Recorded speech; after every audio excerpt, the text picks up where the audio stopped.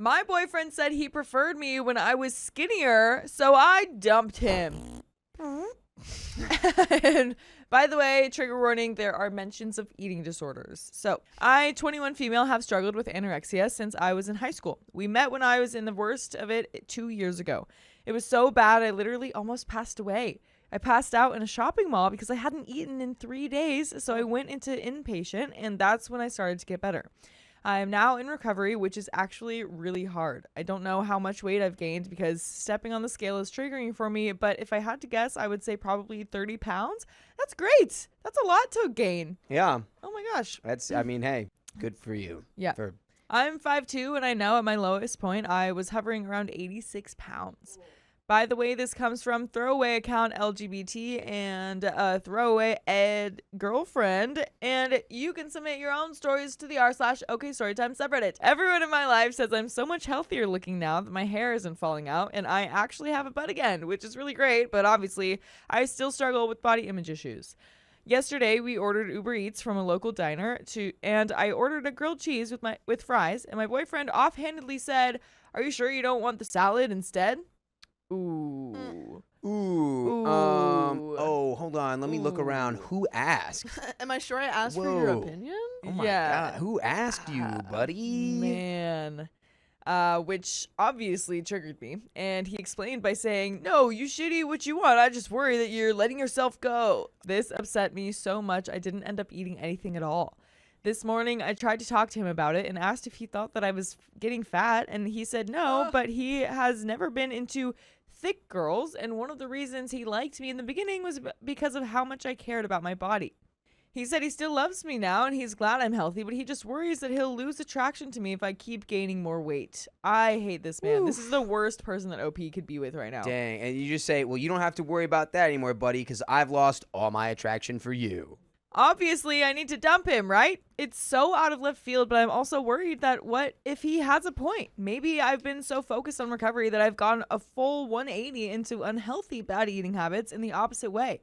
There are some relevant comments. Rise with the Stars says, "That sounds manipulative. Of course, I want you to be healthy, but I'm afraid I may not like you anymore if you stay healthy. Imagine staying with him and starting a family with him for him to leave you because you get too thick while pregnant." LP responds, "I never even thought about that, but you're totally right. Ugh, this sucks so much. He's literally been amazing up until these comments. I feel dramatic leaving him over it, but they really triggered me a lot."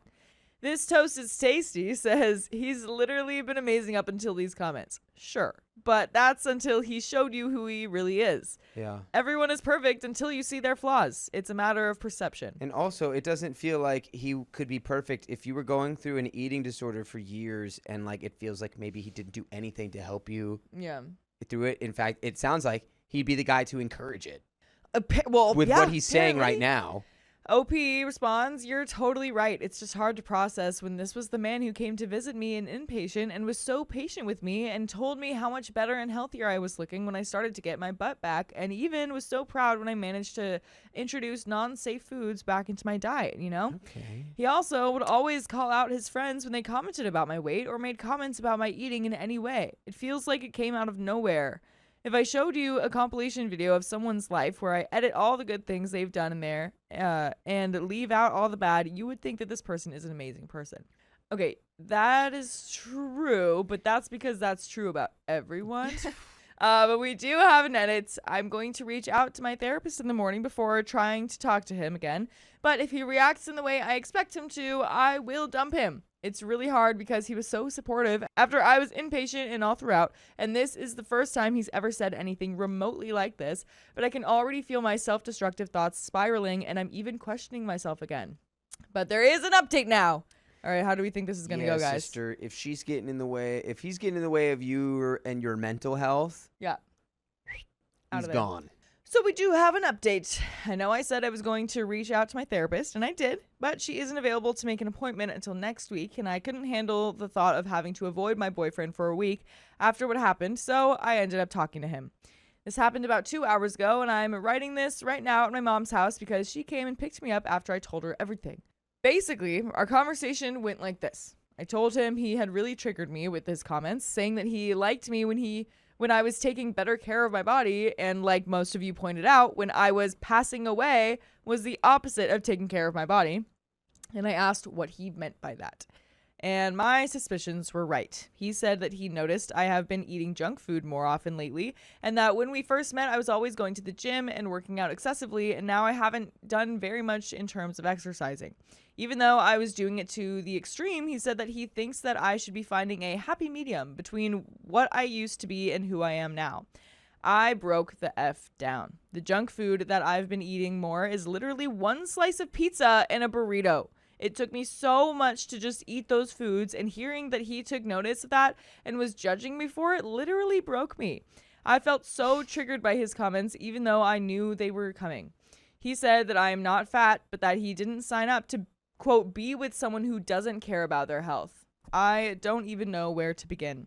He saw me pass out in a shopping mall. He saw me struggle to eat a cup of yogurt without having a breakdown.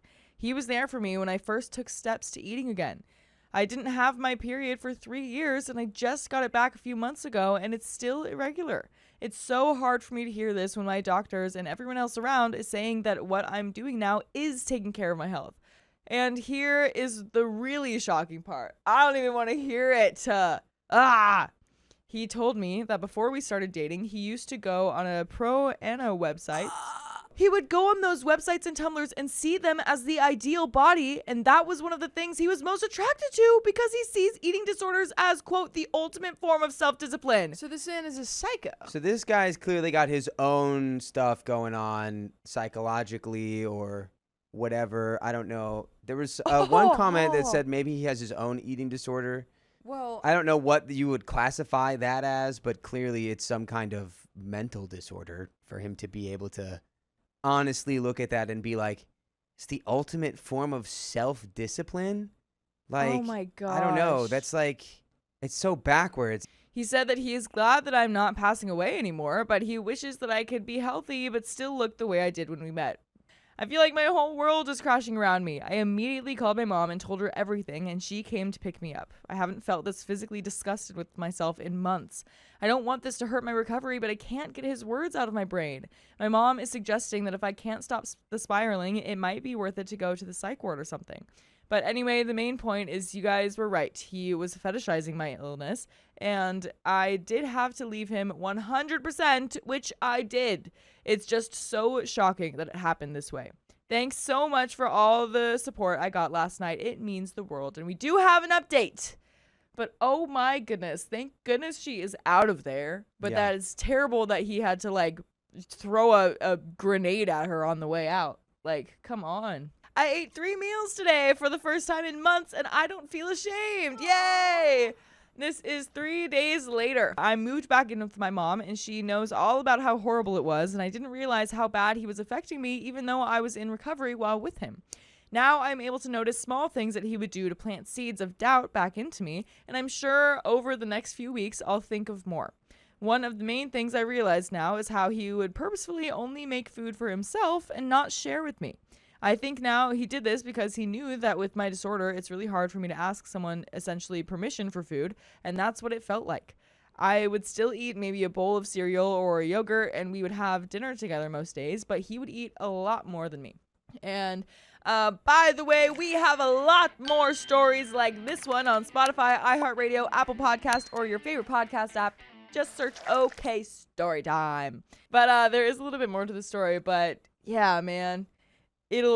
I'm glad you're noticing those things. It sucks. It'll be a long thing to process, but you're out of there. That's the most important You're part. out ski. Out ski. That's what matters. Mm-hmm. You're on the other side of that. Now you are realizing toxic relationship. Exactly. And it's only going to get better from there. Right. Today I had a bowl of cereal, I had lunch with my mom, tuna sandwich and salad with dressing and croutons, and dinner, salmon with broccoli. I know it doesn't sound like a lot, but I feel so proud of myself for how far I've come from nearly passing away 2 years ago to being able to eat 3 meals without feeling too much shame. I'm still effed up from the relationship and have a long road ahead, but it feels so effing good to be free and say, yeah, I did that today. Yeah, you did. You did that, girl. Those do seem You did that impressive. today. With Whoopsh. Everything we know about you, that is impressive to eat all of that in one day. Good job, girl. You did it. Those If are I great may meals. quote the Green Goblin. Mm-hmm. Impressive. There you go. There you go. My boyfriend threw a tantrum when my grandfather wanted to treat us. Like to dinner or something, yeah? I've 25 female, been with my boyfriend, 30 male, since the start of 2020 when we met in med school. We've had some tiffs over the years, but we never had a super serious fight that would lead to a breakup. However, every time we had a small argument or over anything, he would always disappear and go over a day without talking to me. And all of those times, I had to be the one to chase him. He never, not even once, messaged me after a fight or argument. By the way, this comes from Farset7425, and if you want to submit your own stories, go to the r/OKStorytime subreddit. So we'll be graduating this year, and my grandpa wanted to gift me a holiday, like 7 to 10 days at a country nearby for my graduation. I already knew this would be a problem because my boyfriend is a jealous person. I told him about the gift and said that he's welcome to come with me, but obviously my grandpa would not be paying for this trip. He has no money since we're med students graduating this year and have no source of good income yet, and said that he did not like this idea and that it made him feel insecure. I tried to be very understanding and respectful and asked him if he thinks I'll cheat on him just because I'm on a trip for 10 days. He said that's not the issue, but also did not clarify what the issue was then. The next day, I tried to continue talking to him normally, but he was clearly being weird and distant. The day after that, we had a class together and he treated me like crap in front of everyone. That was it for me. I decided I would not be overcompensating or blowing sunshine up his butt for something that isn't wrong. That night, he sent me a good night text, to which I replied, that was Tuesday. Today's Friday, and he never messaged or contacted me again, and neither did I. I know not talking is childish AF, but I really don't want to be humiliated and go chase him yet again. I think this time, if he doesn't want to talk to me anymore, I'll just let him. Am I missing something? There are some relevant comments. Comment number 1 says he's acting very immature, but I also kind of get why he's mad. If a family member gifted me a long trip without including my partner of 5 years, I'd assume it's because their family hated me and wanted my partner to feel slighted as well as spend that time apart from me. I don't think that's the point. This trip would be kind of expensive and we're not married or engaged, so I didn't expect my grandma to spend twice as much to include him. On top of that, earlier this year, my mom took me on a car trip and invited him, since it would be much cheaper since by car. And she said that she would pay. He said he wouldn't feel comfortable accepting money from my family like that and would only go when he had his own money. But we do have an update. So I couldn't take the pressure of not talking at all, so I ended up reaching out to him. We had a conversation and talked about our insecurities, the fact that I'll always want to do things on my own, and I want him to do things on his own, and I thought we had sorted things out. Then fast forward a few weeks, I mentioned again going on my trip, and he absolutely lost it. Told me that he didn't want to be in a relationship where the other part was constantly doing things on their own. This was the second time I traveled during the 5 years of our relationship. It turned into an endless discussion over me not wanting to waste my grandpa's gift, and him not wanting me to go anywhere. Gosh, I think man. it's time for this relationship to maybe be no more. First of all, how beautiful is it to be in a relationship where you feel like you have your independence? Yeah. And you can go and experience the world on your own. Yeah. Obviously, you love your partner and want them to be there, but sometimes it's nice to Absolutely. be your own person, do your own thing. Absolutely. I mean, like, yeah, it's the whole thing. Like, I don't need you, but I want you. That kind of Yeah. thing. Like, you shouldn't expect them to not have their own life, especially if they're getting gifts from family members. Yeah, grandpa just wanted me to have a nice trip. Yeah, Yeah. exactly. Like, come on. So he ended up giving me an ultimatum. Either I'd stay with him or I'd travel. Mind you, this trip would be 8 days long. I tried telling him how much I love him and how much I want to be with him, but I still want to enjoy things by myself, especially if the reason is that he can't come. It didn't work. On July 2nd, he broke up with me. Okay, Woo-hoo! good riddance. Yeah. I'm glad. Yeah. Yep, and then in 2 days, a lot of fireworks would go off for you just for that. Oh, yeah. Celebrating your Independence Day from this man. You're independent. That was There good. you go. That was There you good. go. He left my house at 7 p.m. and had deleted all of our pictures by 8 a.m. He never contacted me again, ever, for any reason. I went on the trip. It was great. I ended up meeting with some friends from home who were coincidentally at the same place. I came back a week ago. I feel completely lost, guilty, and lonely. I feel like I'm a bad person who hurt a good person. I think about messaging him to try to work things out at least once every 10 minutes. I feel so bad. I don't think he would ever get back together with me, so my sense of self-preservation stops me from trying to reach out. I'm writing this in my room. It's 5 past midnight and I can't stop crying. I don't know what I'm going to do next. I don't think we're compatible anymore, but he's the person that I spent basically my entire adult life with. Anyway, I just thought I'd share the update and maybe get some insights from you guys. And I thought that I would share the fact that we've got more full episodes of stories just like this one on iHeartRadio, Spotify, Apple Podcast, or whatever your favorite podcast app is. Just search OK Storytime. But there is a little bit more to the story, but poor girl. I know. Breakups are hard. Yeah. A lot of emotions come up. I think it's tough when you've spent so much time with someone and grown during such a pivotal time of your life. Totally. That you're just like, I want to make it work and we're meant to be together. But I think the best thing you can do if something isn't right is move on. Yeah, exactly. Because it's just like the unknown is what's scary. And so it's like, yeah, if she spent all this time with him for her life, it's like, well, she doesn't know what it's going to look like outside of that, but it will look good. It'll look better. Yeah, because this is not someone that you want to spend all your life with. No, that is that is wild. It's wild. Yeah. So, and I realize though that when we read these stories, like there's so much of it that I can relate to in a weird way, even if it's not the exact same thing. Right. And how the human experience is so similar. Yeah. You know? Yeah, honestly. We all have people who like don't want to see us win in certain ways because of their own whatever it is that they've gone through. Yeah. And it's like, you're my partner, dude. Like, you thought you loved me. Like, shouldn't you want to see me have fun? Want the best for me. Yeah. Yeah. Exactly. Want to see me turn up with my grandpa. Right. You know? Come on. Or I don't know, did grandpa go on the trip or he just paid for it? Grandpa just paid for it, I think. But never mind. Still, like, she had, I mean, I think, I actually don't know. But but she still saw friends and stuff there. She's partying it up in another country. So, like, that's a cool thing. But there is a little bit more to this story. So we have a little bit more comments. Comment number 1 says, I feel like there's something left out. There has to be more to his disdain for you going on this trip and his extreme jealousy. To go 5 years and just up and vanish while still in med school about to graduate? What has happened in his past or your past or even your combined relationships past? Was there cheating? Was there flirting of some kind? Did he see old videos of you with an ex? I don't think there's a problem with spouses going on separate trips. Been married myself for over a decade and my wife does girls trips all the time. Him being jealous, while not awesome, it's still a human reaction that should be dealt with. You being in med school, you should be sympathetic to that idea. It's been 63 days since your first post. I'm kind of confused on timeline. Did you just get back from the trip now, or did he leave 63 days ago and it's now just hitting you after this trip is over? OP responds, our first fight over me going on the trip was when I first posted. We actually broke up on July 2nd. I got back from my trip on July 21st. Of course, there will always be something left out. You're only getting one side of the story. I never cheated on him and he never cheated on me. Commenter number 2 says, was he always insecure? Has there been a situation where he's freaked out prior to this? OP responds, he was always jealous to a degree, but that was never a secret. To be completely fair, I was very jealous when we first started dating too and very insecure. I was 19 though. And I like to think that the fact that he never cheated on me made me trust him more and more throughout the years, and I stopped feeling jealous. He never liked, for example, that I had straight guy friends. There was a boy who lives in the same building as me who offered me a ride to uni more than once. He goes to the same uni, and my ex always told me to not take that offer, even though that meant that I would have to take the bus. Another example I can think of is when a band I love came to my country, but the concert would be in a different city. My mom offered to give me tickets as a birthday gift, but he was extremely offended when I mentioned going with a girlfriend because he couldn't go. So I ended up not going. It's tough because I know we all feel like being excluded is a terrible feeling. Yeah. That I know we all feel in romantic relationships, platonic relationships. Sure. But sometimes you do have to be the bigger person and just be like, everybody has other friendships and other relationships. Right. Because I mean, like, if the thought process is like, oh, I'm your boyfriend, like, you should want to do all these cool things with me, then it's like, okay, well,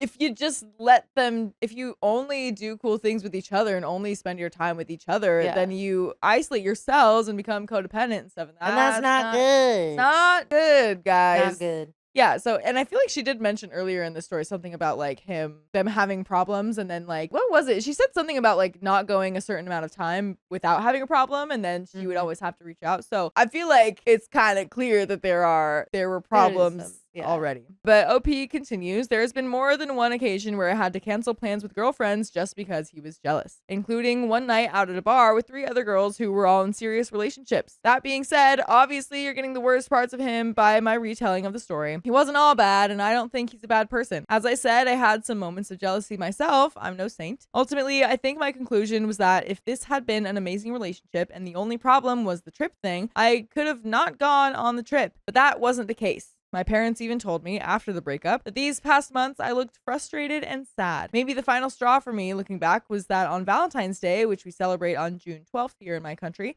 he didn't do anything romantic at all, even though I voiced multiple times how much it meant to me. He never gave me flowers for the entirety of the relationship, even though I said to him multiple times that I loved them, and Valentine's Day was no different. No flowers, no picking me up at home, no picking up the bill at the restaurant. Anyways, I digress. My point is that there were other problems in the relationship that were unrelated to the trip. That's tough. Because Yeah. it also sounds like there's this thing of like just not listening to what your partner wants. Because I think if someone's coming to you and being like, and I've had to learn this, right? There's a difference between needs and wants. But I find that, yeah, if someone's like, Valentine's Day means something to me, I would love if you like made a plan or got me flowers or this and that. Yeah. And you don't, then it's like, well, you're not listening to what I really Yeah. want. Sounds like you freed yourself. Yeah. My best friend's boyfriend won't stop staring at me. I feel unnerved. What are you looking at? And trigger warning, this does mention substances and addiction. So this is a bit of a wild one, so please bear with me.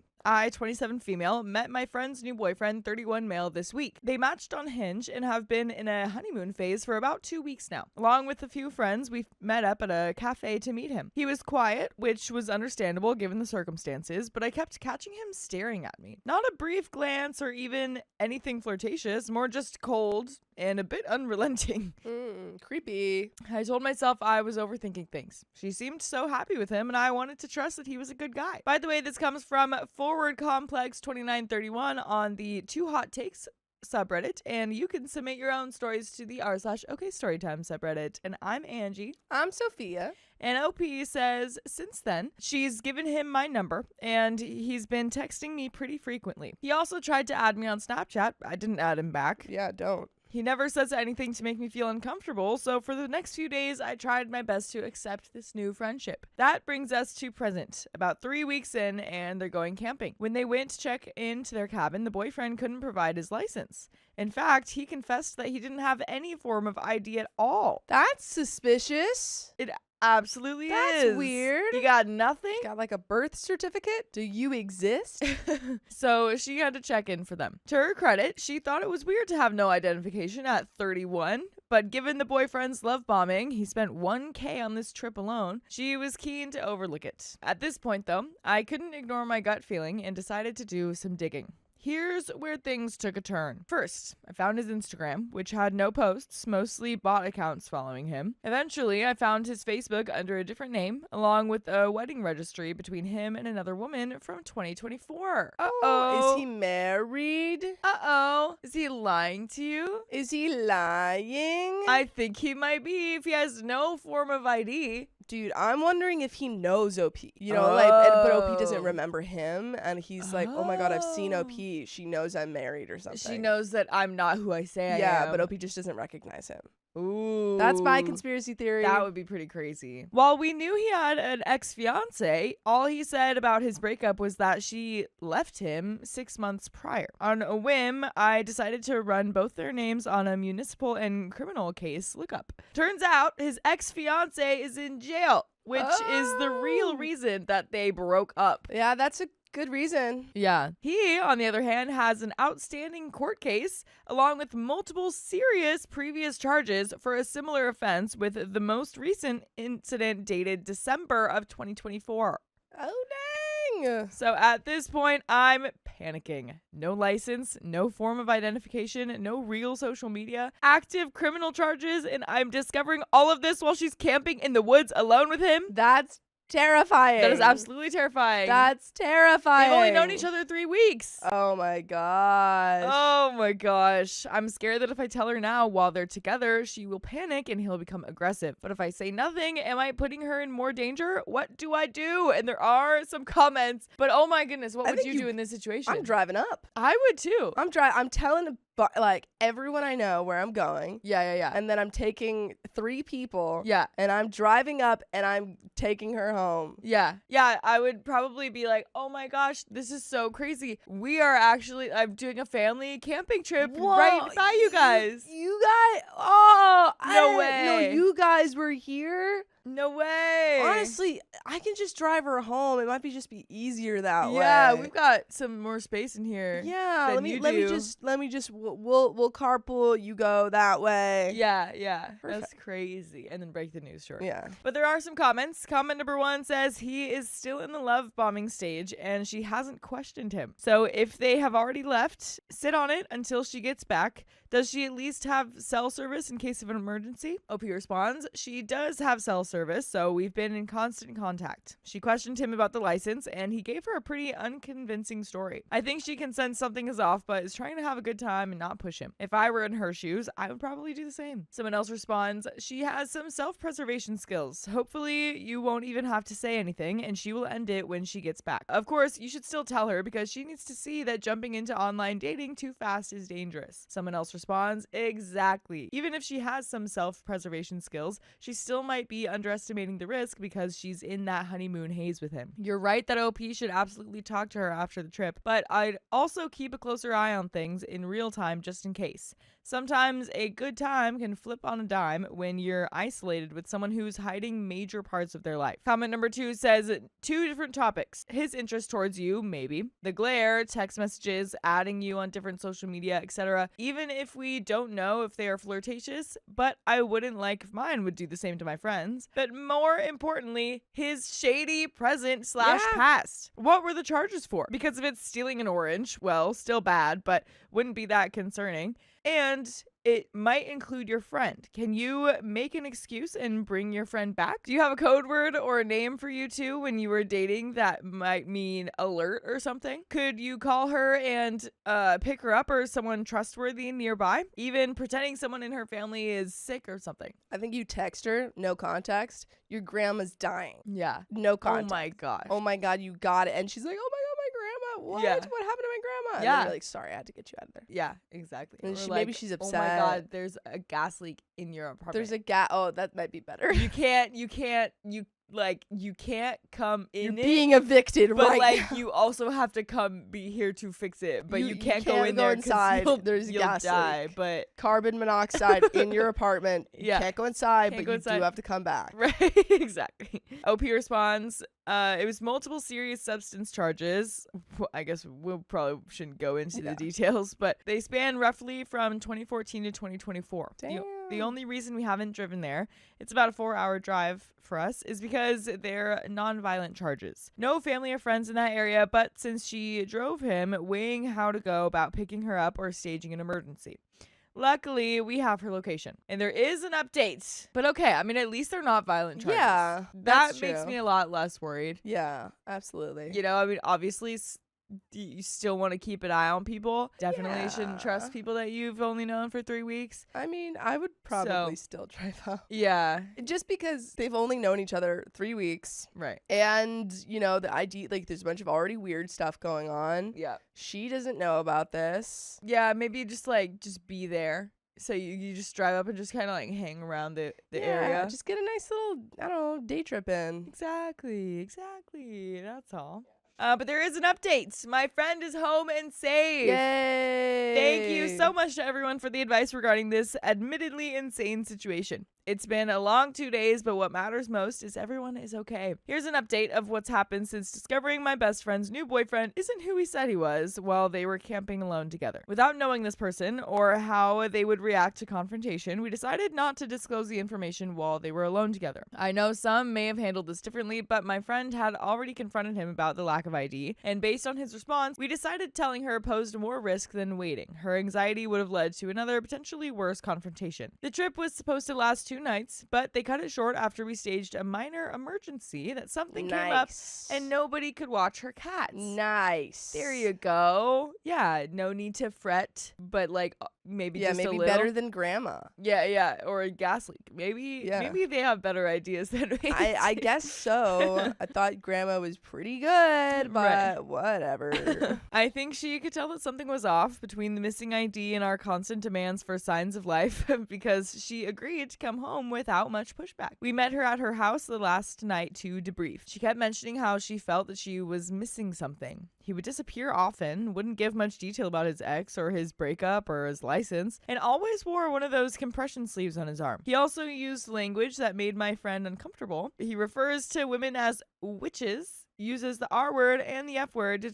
to describe queer people, of which we have several in our friend group. I'm sorry. Those aren't just like, oh yeah, something was kind of off. Those are like blazing. Yeah. Blazing.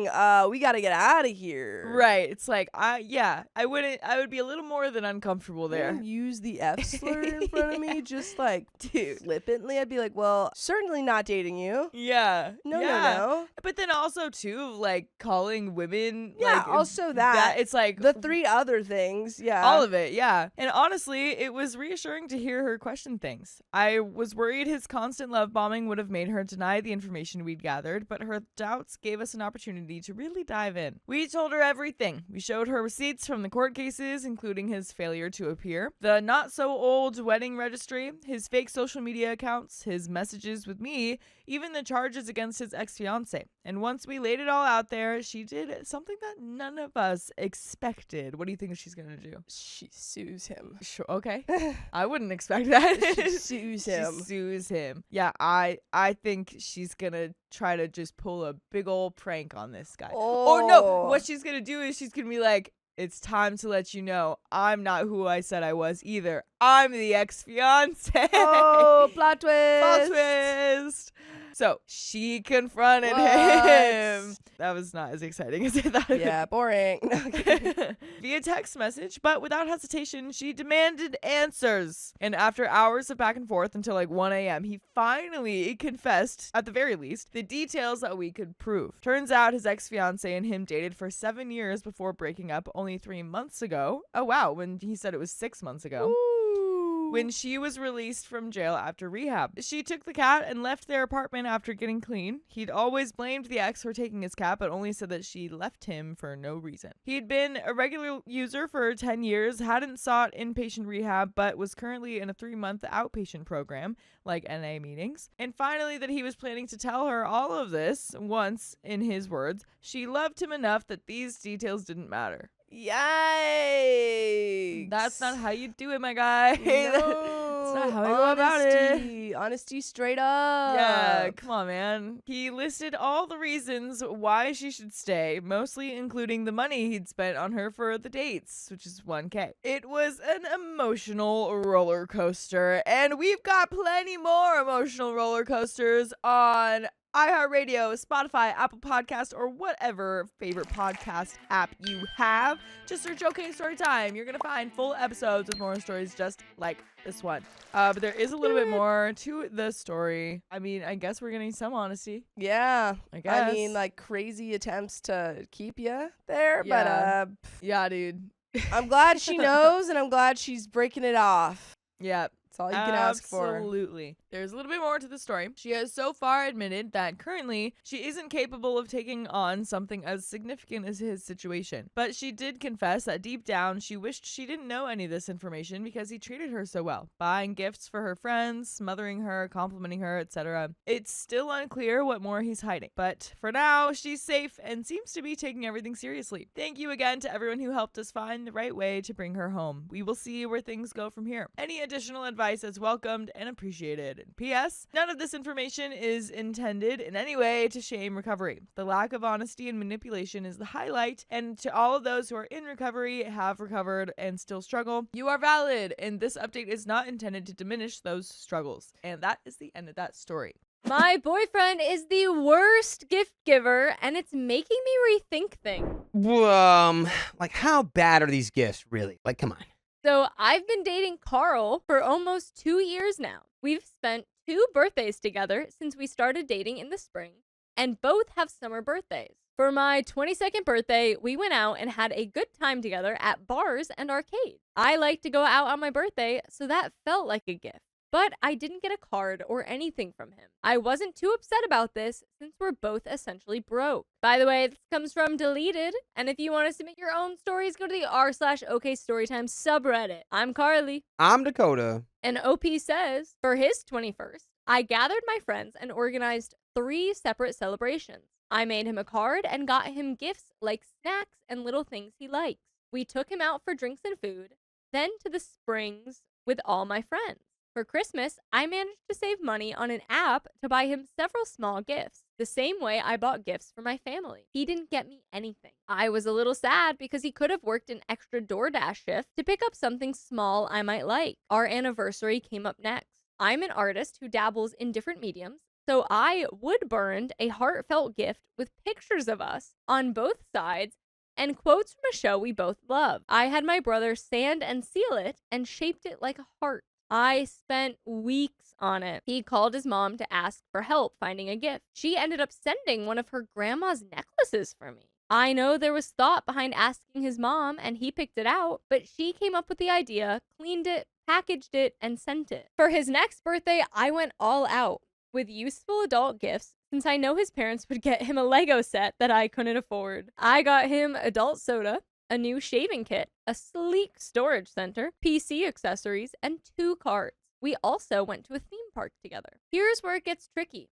My birthday comes right after his. He did get me a gift about a month early, a video game I wouldn't have bought for myself since I like to save money. It was sweet and I love it. He had been saving money for weeks for a birthday surprise trip, but he didn't research it properly and realized we couldn't afford it. He finally gave up and asked me what I wanted to do instead. We figured out a plan for October, which was fine, but I assumed I'd maybe get a card or something on the actual day. Nope. Am I being weird about this? Why does this feel odd to me? Shouldn't he know me by now? I don't want expensive jewelry or anything.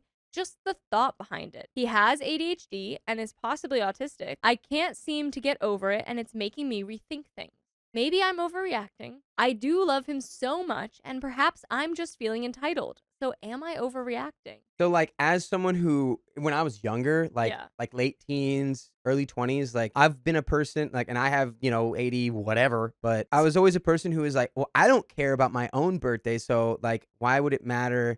Like I would not think of what someone else thought about something. I think of what I thought about something, and Yeah. I'd be like, okay, so that's fine because Right. I don't care. So then like why would anyone else? But that's like just so like lost, clouded in your own brain. Like, Right. what? So if he is that guy, you need to really clearly tell him, hey, this is a big deal for me. I need you to take the effort and concentration, some expression of gratitude or Yeah. kindness or care towards me. Even though you don't care, you could get nothing for your birthday and not care. When I do it, I care. We have some comments. Comment 1. Have you talked with him about these things? Does he know? And by know, I mean, have you specifically and explicitly told him what kind of gestures and gifts will have the most impact on you? Your gifts sound lovely and clearly took a lot of effort. But as a person with no creative ability nor a creative brain, Cop out. I can only conceptually appreciate the time and talent it took. Any expectation that I could, should, would reciprocate in kind is probably unrealistic. An attempt to do so would guarantee immense frustration on my part. I think you are unfairly discounting the anniversary necklace. It sounds like a lovely gift he picked out. His mom handled the care and cleaning of it because she undoubtedly have knowledge of what to do and not do. Additionally, I don't think someone gifts you a family necklace just because it is a quick and easy answer to a gift need. There's thought and consideration given to how important the recipient is in their life. I can't seem to let it get over it, and it's been making me feel like rethinking things. If this is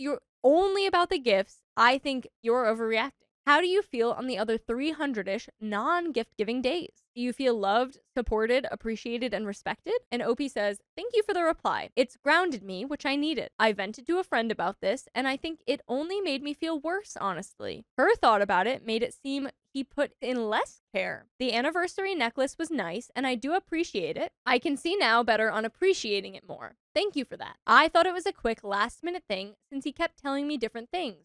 Looking back, maybe he was trying to distract me from his actual thought process so I wouldn't know what it was. I did give him a good list of suggestions quite a few times. I think the thing is that he struggled with creativity and motivation a lot. Like, he psychs himself out. Whenever he wants something for himself, he gets it right away and or saves for it. But when it comes to me, it's much more rare a thing, or seems to be more complicated to him. Outside of this, we are both very loving to each other. And I think we just think differently about gifts since I am more creative with my ideas, plan them out thoroughly, write down observations. Maybe I'm just a crazy gift perfectionist, lol. I needed to read this comment for sure, though, and I'll talk to him about it kindly. Comment 2 says, I've been with my husband for over a decade. He's always been less good at gifts than me. He really struggles with it. But more than that, he doesn't subscribe to the idea of buying gifts because society dictates it on a schedule. To him, gifts should be meaningful and chosen spontaneously. We're also always watching the pennies. Every now and then, he surprises me with something at random timing because he's usually afraid that if there's something I actually want, I'll end up getting it myself. Last year, he got me a Kindle, which absolutely floored me. But he gave it to me for Christmas on December 1st. It's up to you how much you want to let gifts bother you. Make it easier by providing a wish list and not shopping for yourself off of it. As for cards, does he know they're important to you? I never used to care about cards until I found one from my late mother while tidying. Then I got it. If it matters to you, tell him. He won't spontaneously realize at this point. But if you tell him it's important, he'll hopefully remember. We like to think people can spontaneously do the things that will make us happy, but they're not in our brain. The spontaneous actions matter less than what follows after you ask for something. Take it on board? Great. Completely ignored? Less good. Your happiness isn't being prioritized. And OP says, I bet that my boyfriend thinks very similar to your hubby about this, but hasn't expressed that in the same way. I think the wish list is a good idea. I have given him little notes for Christmas and my B-Day, like little things, socks, a blanket, candle, nothing too wild. And I think that, yes, I do have an appreciation for cards and letters, maybe more than most. I didn't realize it till I lost people and had their words to hold on to. So I make cards and letters for everyone I love. I do feel better after reading the comments here and less nuts that this is a normal thing at least. I replied to another comment and I think I just needed some grounding on this matter. He is very loving outside of this, and I may just be one of those perfectionist gift-giving people. This is why I was wondering if I was being entitled. I appreciate the perspective a lot. We have an edit. After reading the comments, I do feel I am overreacting, at least mostly. I think I understand why I felt this way now. I am an overactive gift giver who wants to give my all. I don't really care what I get in return as long as it carries loving energy. I don't care what it is. It's the thought behind it that matters to me, which is why I love cards. This is what felt lacking, and I think my boyfriend just needs a really obvious nudge. He's not creative like I am or super observant about other people, except for a few things he knows for sure I like, mainly food. I didn't want to end things with him. I just ranted to a friend before writing this and received some pretty harsh thoughts on the matter, which made me feel worse. I talked to my boyfriend today and we had a really nice open conversation about everything. He expressed that one of his love languages is also gift giving and receiving. I'm gonna go ahead and give a red flag for lying about that. I don't believe him. He comes from a family that gives gifts, cards, and dinners for celebrations just like mine. I explained my feelings about the card situation, and he agreed that he felt the same way. He admitted he dropped the ball and wants to do better. The conversation was actually quite lighthearted on both sides. I didn't include every detail earlier. I'm currently taking fast-track anatomy and physiology classes, and my birthday was on the day of my finals for my first class, which I attended at night for 3 hours. I had 3 tests that day during an unnaturally stressful time, which probably made my feelings worse. By the way, we'll never make you feel worse, because there's always going to be full episodes with stories just like this. Go to Spotify, Apple Podcasts, iHeartRadio, wherever you get your podcasts, and search Okay, story time. He did say happy birthday to me, and we talked about a future trip together. My family arranged birthday things for me and got me cards, and his parents sent me a gift. Just nothing on the day from him. I realized I mostly would have loved to read even a little note from him that day. It ended up feeling off to me, so I vented here. But yes, now it's resolved. He knows how I feel, and we communicated in a healthy way.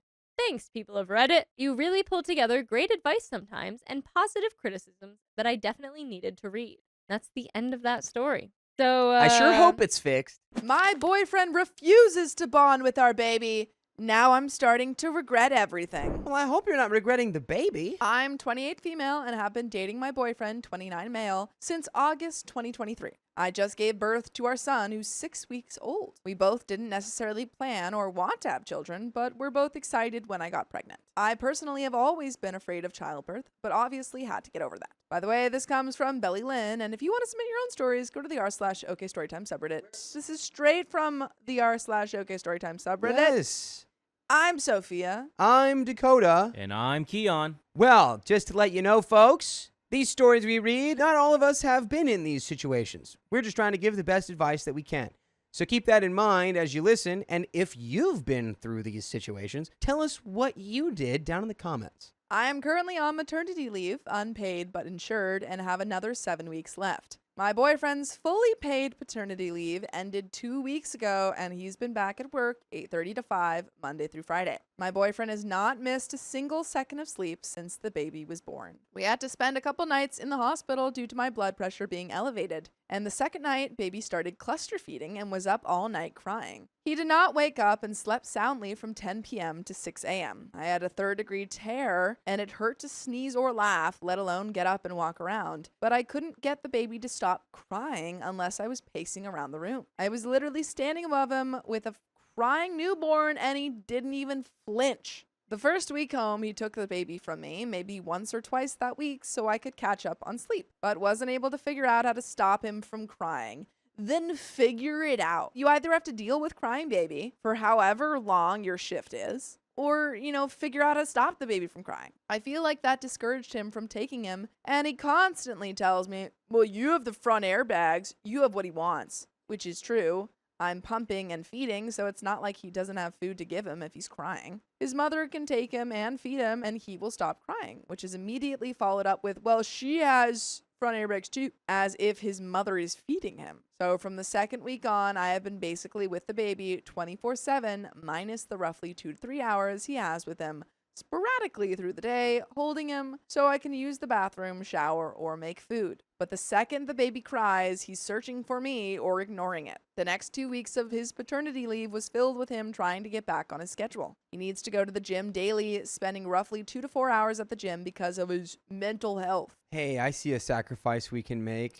Because you don't need to go to the gym for 2 to 4 hours a day. A day when you have a get newborn? enough physical exercise to maintain your mental health. You're on paternity leave, not gym leave. Why are you prioritizing the gym over your baby? And he was getting annoyed once the afternoon hit, and he still had not gone because I was asking him to help. He also spent hours playing video games with his friends, sometimes from the afternoon till 1 or 2 in the morning. Didn't once ask if I needed a break or just take initiative on taking the baby to hang out with him, when that is literally why he was given time off. Nah, babe, this is vacation. It's vacation. Paternity leave means I hang out with my friends. It's crazy. Paternity leave was not given to him for him to catch up on sleep or be out of the house for hours or to play games with his friends. It's literally for him to be there to help me heal from pushing out an 8-pound baby. I couldn't get out of bed without pain for the first 2 weeks, but he was in the other room and couldn't hear me call for help. So I'd get up to do the things I needed to do, and when I walked past him in the living room playing games, he'd look at me as if nothing is wrong. I made comments about his helping, and he'd take the baby from me and continue playing his game, having the baby lay on his lap with little to no neck support, which just annoyed me. You can't hold your child for a couple hours without playing video games? And you wonder why the baby is crying all floppy on your lap. He does anything I'd ask, and he does make food for me. But at the same time, he doesn't take any initiative and would just let me pick at food for 30 minutes while carrying the baby while he goes back to his games. It's quite hard to eat when you have a wiggly baby in your arms. All right, like straight up, you need to lay down like a full-blown ultimatum of like, hey, if you don't want to take care of our child, that's fine. Go ahead and get out of our life. Leave. And, whatever. But I'm not going to just have you here being a completely unhelpful presence. Like, you need to speak up and say, like, hey, this is entirely unacceptable. And you're acting like you're, like, not my partner. Like, this kid's not even yours, you're acting like. Absolutely. Before having the baby, he would play games, but when he was working, he'd only play from 8 to 9 p.m. to 10 to 11 p.m. So I don't really understand the increase in playtime when you literally have a girlfriend and baby to take care of. When he does have the baby, he acts completely oblivious to the needs of a newborn, which consist of being hungry, being dirty, or being uncomfortable. You literally feed, change, or reposition the child, and it'll be okay. And he looks to me for help. Did he not read like any book? Did he not do any prep in the 9 months leading up to the baby? Has he not seen a single thing about fathers? That's what I'm wondering, because I feel like when I get pregnant, I'm reading every book that I can. Like any material that I can. I'm talking to everyone who has a kid. I'm talking to my parents. I'm like, how do I parent baby? What do I need to know? He like holds it by the ankles. Like, is this how you hold it? Yeah. Like, brother. How the F am I able to figure that out? Both our first child, and he isn't. Do one of 3 things to make him stop, and it works. He sits on the bed or couch with the baby, and baby will start crying. And he refuses to get up and pace around the room. When I take him back and walk around the room with him, he stops crying, and that's obviously because I have front airbags that he stopped crying? Like, what the F? Since he's back at work, he gets up at 5 a.m., goes to the gym from 6 to 7:50 a.m., gets ready for work, then goes to work from 8 a.m. to 5 p.m. with the occasional meeting that ends around 8 p.m. He tries to be asleep by 10 to 11 p.m. So you get 2 hours with him? 2 hours? So he's out of commission from 10 p.m. to 6 p.m. the next effing day. Does not check on the baby or me before the gym or going to work. And when he gets back from work, doesn't request to take the baby from me so I can shower or just have some time to myself. We'll get on the video games until 11 to 12 p.m. I'll have to ask to shower or ask him to help me and give the baby a bottle so my nipples have a break. He doesn't ask for basic needs. He also kind of just implied that his day-to-day wasn't going to change because he needed the gym and likes to wind down with video games, when my life has completely changed and revolves around the baby's schedule. Last week, Friday, he told his friends he can't be on the video games all night because he feels like an irresponsible man and like he doesn't spend time with us. So you don't feel like that. Oh my You just God. are. I think he's slowly developing a brain. I don't even know. Maybe the brain stem is built, and now there's a little bit of brain being built on top of it. It's too He's slow. like, actually, guys, when I play games until the end of the day and then go to sleep without being a father, I feel like I'm doing something wrong. Well, I feel like maybe, I don't know if this is true, but I feel like maybe someone in that friend group was like, oh, like, how's the baby? And he's like, the baby? Yeah. Oh my God, the baby, right. That will make you snap too when your Yeah. own friend group is like, yo, are you being a scumbag? Like, Yeah. why are you playing video games? Did you just have, Don't a, you have baby? a baby? And then you're like, yeah, but like, I wouldn't ever stop playing games with the bros. And they're like, you should, You should idiot. stop. Like, you have a Yeah. baby. So that's cool that I didn't have to tell him to do that, and he noticed on his own. But like, in what world was that okay to begin with? Yeah.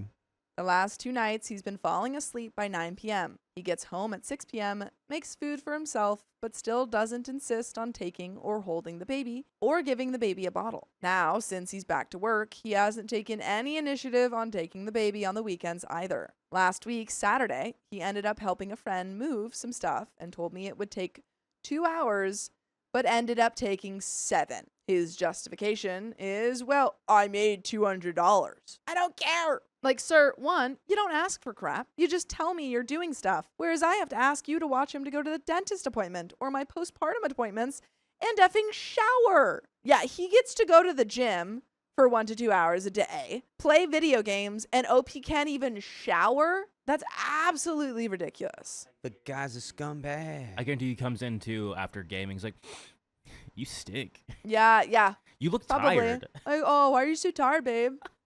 Oh my God. And make sure you're okay to be with the baby for that long by yourself. Where do you get off by taking my only alleged free time away from me and justifying it with, well, I'm getting paid? What are you afraid of being around an effing baby? Don't even get me started on his mother. She sucks all the excitement out of the effing room. She posted about the baby being born on social media before either of us did. That's a big no-no. Including delivery room pics. Wow. Totally not okay to post pictures of the mom right after. Like, that's also just a very vulnerable state. Apple doesn't fall far from the stinky little tree. Stinky From the little garbage tree. can. It's one of those trees that smells like fish. You know, the ones when they bloom, they look nice, but they smell like fish. Didn't even ask to be in the delivery room, but kind of just lingered until everything was happening. Justified it by saying, well, I just thought she'd want a motherly figure in the room, not you. Yeah, I'd be cool with my mom because that's my mom, but I don't even really know you like that. Also, you think you'd ask? Guess not, but also just sat on the couch in the corner and did nothing for me.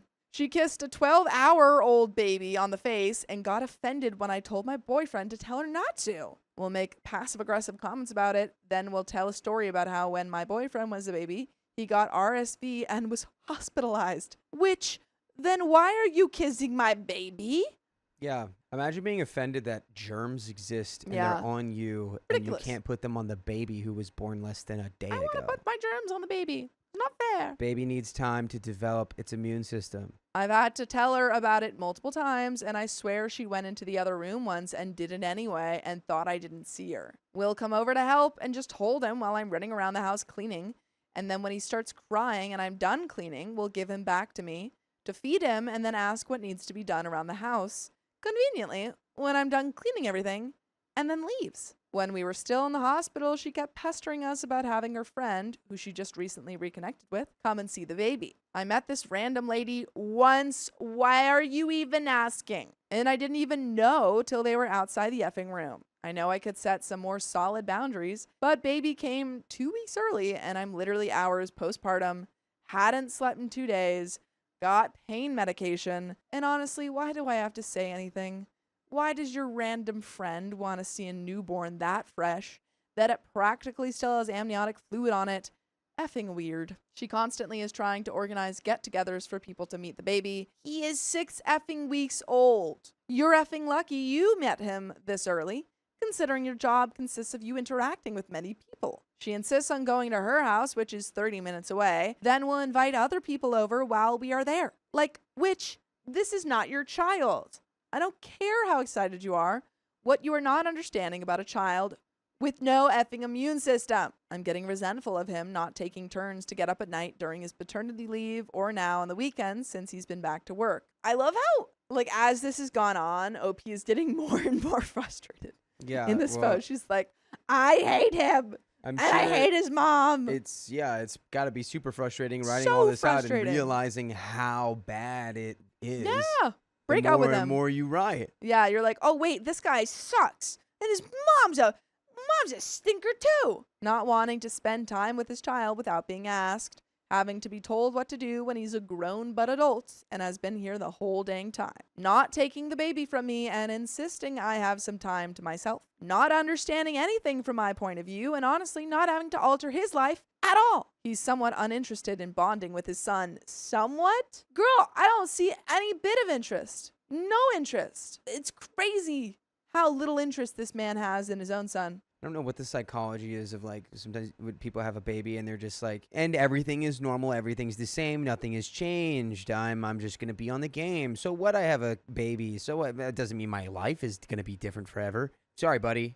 It is. That's the thing. Well, they said they weren't expecting to have this baby, which is so obvious because this is a 29-year-old man who is not an adult. He's not ready to have a kid. He was not ready to have a kid. I gotta say, right now, I'm not ready to have a kid. But And if that's I was, fair. If I was gonna have a kid, though, I would be trying to be ready. Sure, Yeah. yes. I wouldn't just be like, well, I'm not ready, so I'm gonna continue to be, I don't know, just Useless. Yes, I'm gonna continue to act like I'm not a father. I was gonna say he's not even ready to be an adult. Nope. And said once that he can't wait to be a father since all of the stuff right now is so motherly. What? Since all of what? What? I can't He's- wait to be a father because He's what? saying even though he has a child right now, he's like, well, the father part hasn't started yet. I'm going to be a father later. Sir, if You're you like, don't... once he's big enough to handle tools. Once he can hang, then I'll be a father. Once he can hold a video game controller. It's just the vibes. Yeah, I'm just trying Sir, to hang Get out. this little guy away from me. Yeah. If you don't bond with your child, he will not go to you when he's finally able to do the fun stuff. My entire pregnancy, I kept saying I'm scared to be a mother, but I'd be the best father. And he always acted confused when I said that. But it's 2025 and men act like they don't need to be part of the newborn development. There are single fathers who don't have boobs yet are able to take care of their children. There are women who pass away in childbirth and yet somehow these men are fully capable of raising their children. But he has to just basically help me and still doesn't take the initiative to do so. How does he expect me to go back to work if he can't put the baby to sleep or get him to stop crying? He doesn't want you to go back to work. He wants you to full-time take care of this baby. Mm-hmm. I'm down to be a stay-at-home mom, but I make more money than him, and he constantly says we can't do that, while simultaneously not learning how to take care of the baby when I'm around. I normally work night shift and have to switch to days because I'm afraid he's not going to wake up to the baby crying in the middle of the night. When does he grow up? I voiced all of these concerns to him, but he seems not to understand the weight of them. I am also 5,000 miles away from any family. Let's fly to them. Yep. Which would consist of many people to help me and help us take care of this child. And at this point, I'm regretting not moving home. It's never too late. It's never too home. Let's go. Let's go. Let's pack up. I think even if you've expressed all this to him and he's like not getting it, you need to express in a way that you I'm are leaving to gone if this I'm does not flying. change. I'm flying. I've got a ticket to go visit my family, and I'm gonna stay with them forever. Next time he's like, but babe, I made $200. You'd be like, great. You I'm can gonna send take that to that- me yeah. as a child support payment. Yep. Bye. Gonna take that 200. Gonna get a plane ticket to see my parents. See ya. I feel like I'm doing this alone because you are. And if that's the case, why am I even here? Great point. When I have people who would be elated to help me, go see them. Well, most days I'm sitting alone with no help, running on no sleep, waiting for him to get home to do anything, just to be disappointed. He thinks the baby is going to be 3 months old when I go back to work, and it's going to be easier, which is about 10% true. But it's going to be a lot harder if the baby doesn't like you, or you don't know what the F you're doing. By the way, I know what I want you guys to do, and that's listen to full episodes of stories just like this. Just go to Spotify, Apple Podcasts, or iHeartRadio and search up Focus Storytime. There's a little bit left to this story. Do you have any final thoughts? Straight up, go to your family. Break up. You're not married to him. Break up. First thing you need to do is make it clear. Yes. Hey, if you can't be a father to our child, then you're not going to be a father. Yep. You're going to be a check that comes in the mail. Yep, because it's the same thing. Mm-hmm. And if that doesn't make him change, or if he goes, that's not right, that's unfair, don't even tell him. You just get your stuff and you go. Agreed. Is this dude the type of guy who buys a dog, leaves the dog outside always, and never plays with it and says he's a pet owner? SMH. Nah, worse. He says he's a father and has a kid, but doesn't take care of his son or his kid. Small revision here. Maybe don't just go consult a divorce attorney. Figure out exactly what rights you do have. If they're 5,000, she's not married. Not married. They're but whatever. Consult with whatever, because the mother-in-law sounds like she'll fight you tooth and nail if you want to take the kid 5,000 miles away. I think you need to start find out what you're able to do. Yeah. Find out what is legally you are able to do and do it. Yeah. Because if you have family that will help you, then you need to let them help you. Whenever I say anything, I feel like I'm nagging him. You shouldn't have to do that. If you feel like that and he's not listening to you, it's over. But then if I don't say anything, he thinks everything is peachy. Do I just let him crash and burn? I don't want my son to suffer and cry all night and day because his dad didn't use the time he has to get his crap together. I don't want to be bitter and resentful, but here we are. 2 a.m., haven't showered in 2 days. That's crazy. Didn't even get the option while man has been sleeping since 9 p.m. soundly. Probably will get up at 5 a.m. and not even check on us in the nursery because I got it. Everything's fine. I'm starting to resent my boyfriend for not being attentive to my feelings and bonding with our son. I don't know if I'm being overdramatic or if postpartum feelings are clouding my judgment or if I'm justified. What do you think? Comment 1. Where to even start? It's your baby. Tell his mom no. Set boundaries about when you're comfortable with kissing and passing around and strangers meeting your child. You're the mother and deserve respect. Yes, you have the front airbags and the manual. Your body hardwired a response system during pregnancy. You know the hungry cry from the gas cry. Men got a hard hat and a blinky light for prep, so yes, it's easier to pass a baby to the person who knows versus learning. Your boyfriend is uncomfortable and avoids the situation. He's not an irresponsible man. He just doesn't know how and is like a kid afraid to ask for help. He wants to help but lacks the manual. No, he doesn't. He doesn't want He to doesn't want help. to help. What are you talking about? In what way does it? I If don't he think wanted we're- to help, he would be like, "What can I do to help you?" I If he don't wanted think to help, OP wouldn't be showerless for 2 days. I'm sorry. If he wanted to help, he wouldn't be at the gym every day for an hour and then playing video games for 2 hours. Yeah, you can do a you talking about, calisthenics Commoner? routine in a half hour at the beginning of the day. Make lists, the commenter continues. His mom coming over? Great. Tell her you're happy she's here and have stuff you need to help with. While she holds the baby, announce each chore you're tackling. She can jump in anytime, and if she doesn't, you can say, I told you everything I needed done. Babies are boring right now. His time comes later. You had 9 months to bond. What is this commenter saying? Let's just keep going. This is insane. He didn't. Once they start throwing things and rolling around a year, that's when they get interesting and he'll connect. Don't force it. Bonding looks different for dads. I don't like this commenter. My advice, tell Not him true. you've noticed his awkwardness with the baby and want him to help learn what the child needs. You can't always rely on front airbags. You need actual partnership. Set up routines where he takes baby duty while you shower or rest.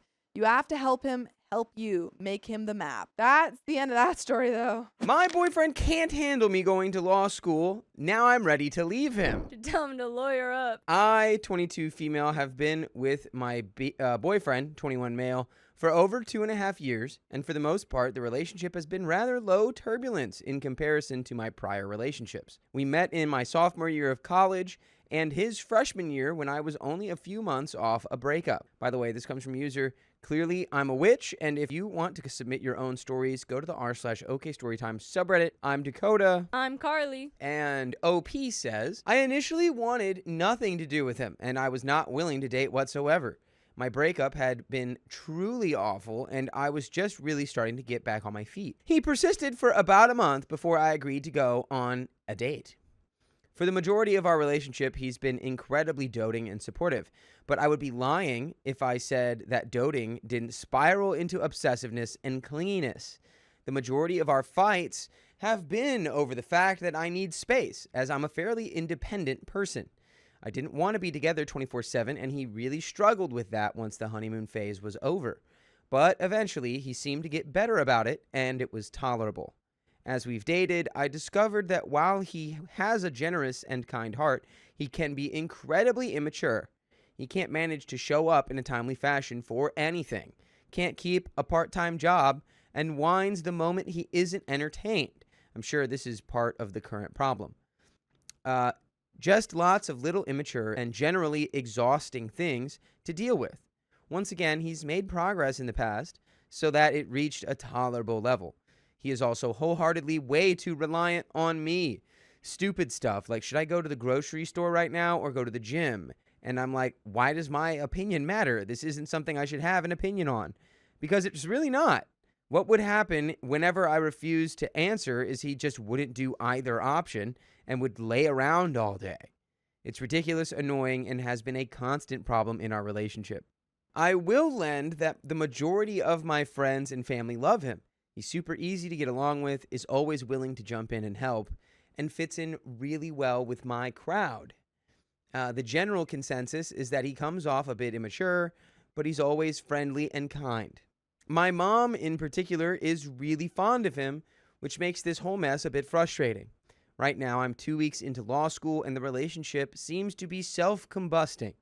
I've been wanting to go to law school for the past 2 years, and I've been incredibly vocal and driven about this. It's non-negotiable to me that I'm going and that this is a priority to me. He has always been incredibly supportive and very whatever you need, just let me know. Sounds great, right?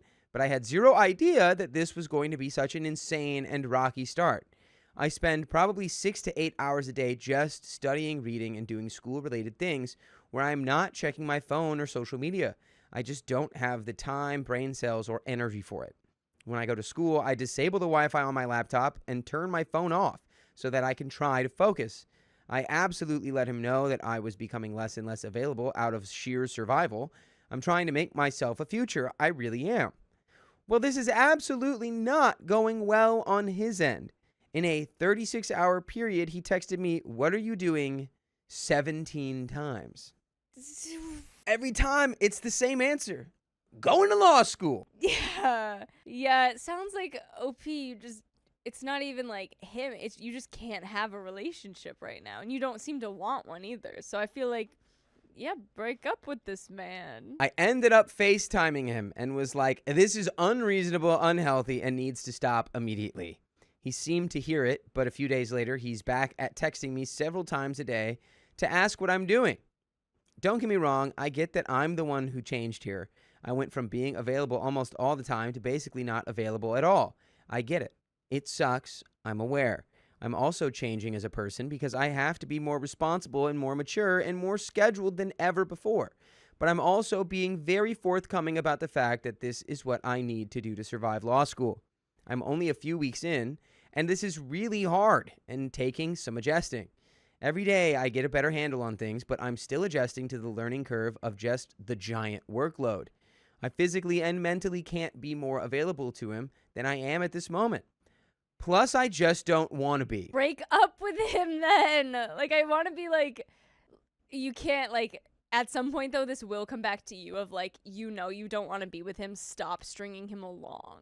Because he will get over it. You will feel more free. Like, if this is truly what you do not want, end it now when you know that you don't want it. Don't make him ride through all of you figuring out law school. Things finally calm down again, and then you're like, and hey, buddy, like, I don't think this is working. You're so clingy. You're already like, yeah, he's just clingy.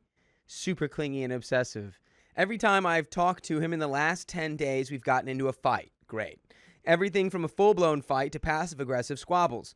It's reached the point that the moment he starts being passive-aggressive, I just say I have to go and I hang up. I'm so brain dead that staring at a wall and doing nothing is actually relieving.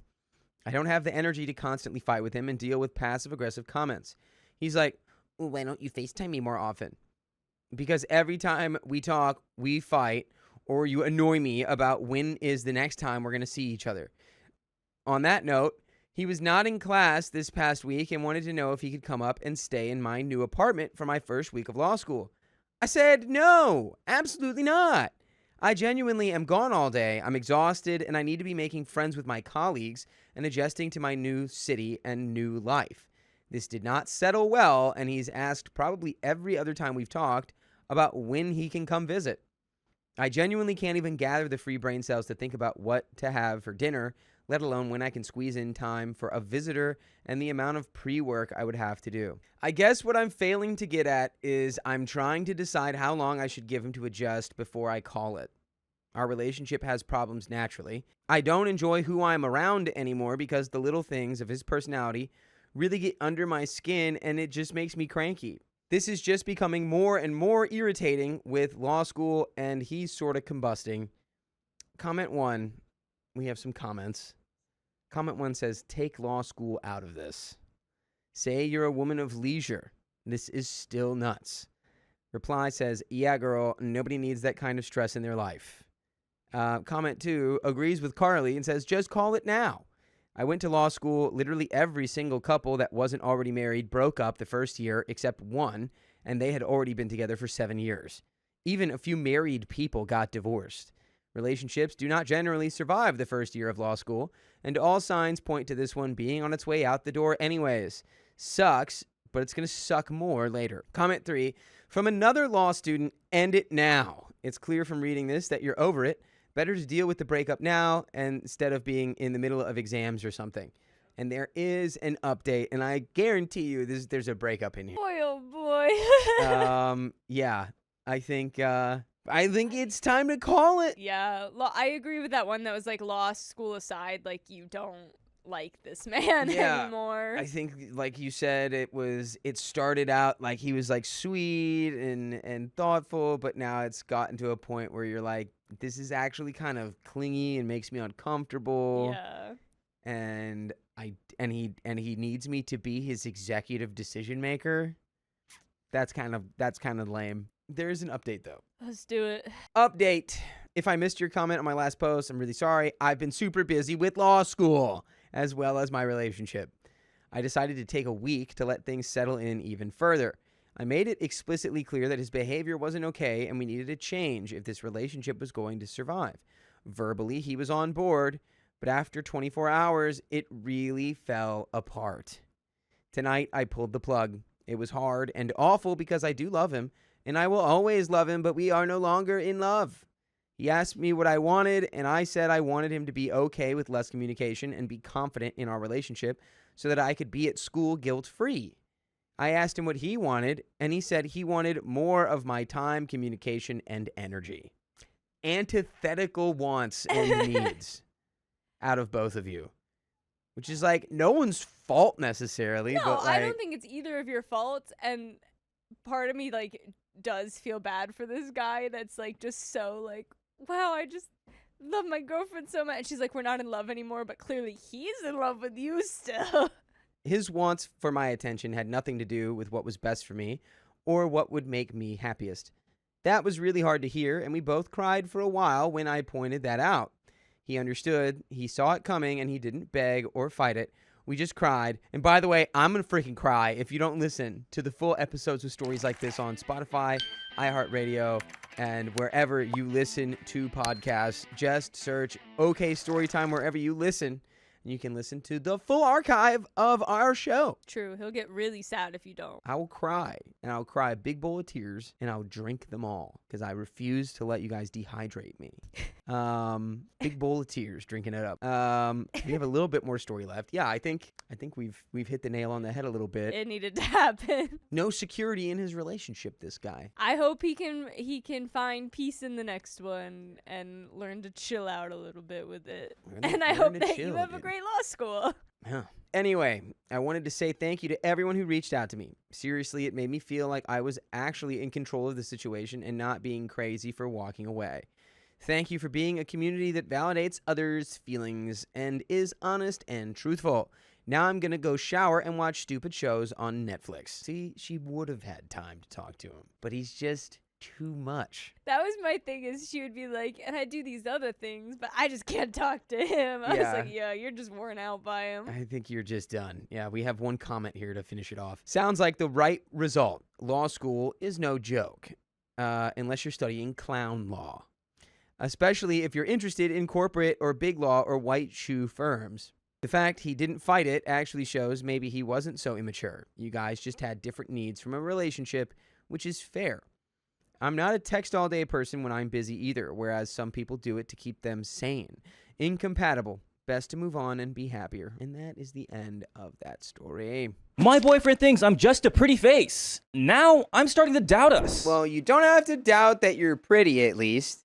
The other day, my boyfriend, 21 male, and I, 21 female, were talking on the phone when he told me about his friend's, 23 male, relationship and asked for my opinion because he wanted the female perspective. His friend had been dating a girl, 19, who did not share his religion. He really wanted her to have the same beliefs, so she decided to convert for him and practice his religion. Oh, she's losing her religion. By the way, this comes from user educationalcry2878, and if you want to submit your own stories, go to the r/OK Storytime subreddit. I'm Keon. I'm Dakota. I'm Carly. So, we'll try to give our best advice, but we haven't experienced most of these situations ourselves. So if you have, let us know in the comments. OP says, eventually, her family disowned her. Whoa! Causing her serious problems. It's not that serious. Just your family disowning you. Over religion. No, that's very serious. Yeah. They were in a long-distance relationship at the time she converted. Later, when they finally met in person and spent 2 weeks together, he decided he did not have feelings for her and broke up with her. Holy wow. 2 days after the breakup, he told my boyfriend that he regretted it and thought he still loved her. This is when my boyfriend asked for my opinion. I tried to stay neutral and told him I thought his friend should not get back with her because he had already decided he did not love her. He would just be wasting both their time. I added that if he was a good person, he should leave her alone since he had already caused enough trouble in her life and then threw her away after spending just 2 weeks with her. My boyfriend then told me he thinks his friend should get back with her because the girl is pretty, nice, and actually loves him.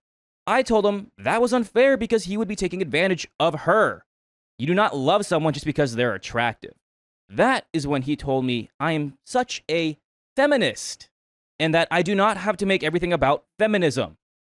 It's feminist to just, actually like the person you're dating? He said I was not being realistic, that I do not know the girl to be on her side, and that I watch way too many women empowerment videos. I explained that this had nothing to do with feminism. If the roles were reversed and it was my friend telling me she did this to a guy, I would still tell her to leave him alone because she caused enough damage already. I would lose all respect for her. You're not supposed to toy with people's feelings or life regardless of gender. I told him I was speaking from basic human decency. My beliefs are built on a solid foundation. I'm not an idiot. I'm a feminist and always will be proud of that, but this conversation had nothing to do with it. He seemed very biased towards his friend, which I did not like at all. On top of that, he lashed out at me for no reason, calling me a feminist as if it were an insult. Now I'm honestly contemplating ending the relationship because of his way of thinking. Looking back, this was not the first time he voiced his dislike for my strong beliefs.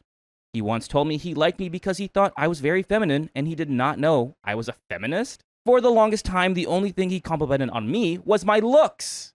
Almost like I lacked depth as a person. I think even given the context of what they're talking about, like even if you took all the gender out of it and it's just someone said they were in love with someone else and then turned around and said they weren't, and now like 3 days later they're saying they are, I'd just be like, don't get back together with that person. That person doesn't know what they want and they think it's you, but I don't know, give it some more time. They'll probably flip it around again. Also, my favorite thing is he asked for your opinion and he did not give that opinion at all to his friend. He's like, no, that's stupid.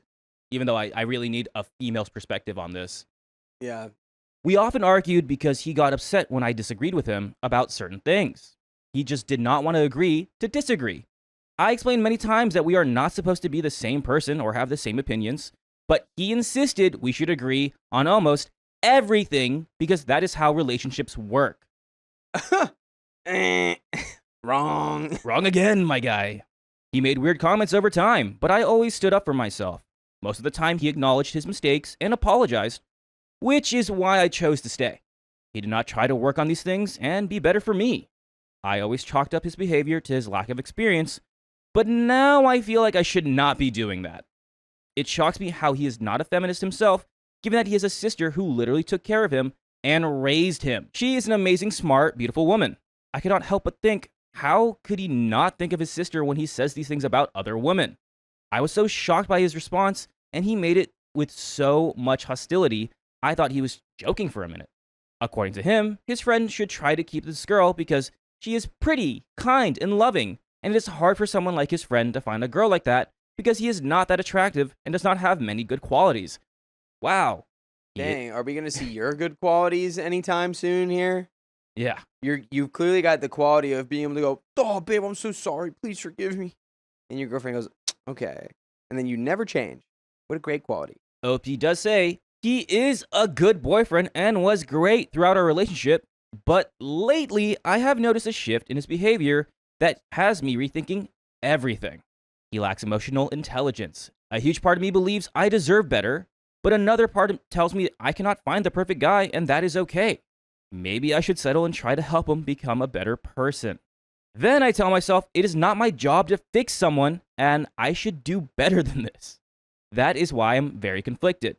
He does think feminism is centered around hating men, even though I explain that it is about equality and that everyone, regardless of their gender, should be treated the same way. He totally does not see me for me. He just thinks I'm pretty and nice, and that is about it. There is an update. Dakota, OP, come on. Like, what would you tell OP? If your friend was in this situation, you knew OP, and you're hearing this, that, oh, he only likes me because I'm attractive. I would just go, so then why are you dating him? Why are you still dating him? Because the moment he finds someone more attractive than you in his eyes, who's also into him, you're gone. OP, there's so many other qualities that are probably really great about you. You seem like you're very intelligent. You seem like you're very down to earth. I don't know. You probably have, you guys probably, I don't know. You're young. That's the thing. You're both 21. And I feel like you'll find a partner that you'll be like, wow, it's eons better than this guy. I don't know. Just saying. We have an update. I have decided to break up with him.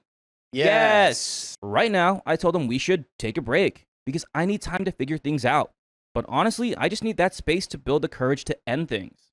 My mind is already made up. When I told him I wanted this break, he freaked out and asked if I knew what happens when people take breaks. But I insisted. I know he came across as a terrible person in my last post. He was not the worst boyfriend on earth. He was actually good in many ways. You actually can't know if he's the worst boyfriend on earth till you've dated every man on earth. He's probably not the worst, but he can't be that great. He was actually good in many ways. I loved spending time with him because he's funny, he's sweet, loving, and fun to be around. The main reason I want to end things is because he does not truly see me for who I am. He does not understand me, and he never really tried. I know he loved me in his own way, but it always felt shallow. I should clarify that I never got intimate with him, and he respected my wishes. From the beginning, I told him I was not willing to do anything physical beyond holding hands and hugging, and he never complained. If I told him something made me uncomfortable, he apologized immediately and did not repeat it. He always listened when I needed to talk and tried to comfort me in his own way. I am saying this not to change anyone's mind, but because I feel like I owe it to him to admit that he was good to me in many ways. I also genuinely loved him and once saw a future with him. Unfortunately, I do not see that future anymore. I realize he only valued me for my looks. I remember once asking him why he chose me. My answer for him was that I liked how honest, kind-hearted, sweet, supportive, and respectful he was, and that he celebrated my achievements. I said he seemed like the type of person I would want to grow with. His answer to me was, "Because you're beautiful, and it is hard to find girls like you nowadays. You are everything I want in a wife. You would take care of our future family. You know to cook, and you genuinely care about me." No. Name one good trait about her besides pretty and that she can take care of you. You're pretty and you can cook. Pretty wife, take care of family wife. Dude, this guy is gonna freak out when he realizes that every idea he has about like a woman being a wife can just be replaced by like an AI in a year probably. This guy's gonna have an AI wife. At first, I laughed thinking he was joking, but he wasn't. Something broke inside me then, though I tried to excuse it by telling myself he just did not know how to put his feelings into words. Over time, I realized it was just not poor phrasing. He really only cared about how I looked. I could never have a deep conversation with him because he simply lacks depth. He hated feminism and even called me weird for being strong-willed, saying it would not benefit me because I'm not struggling and no one is bothering me. What?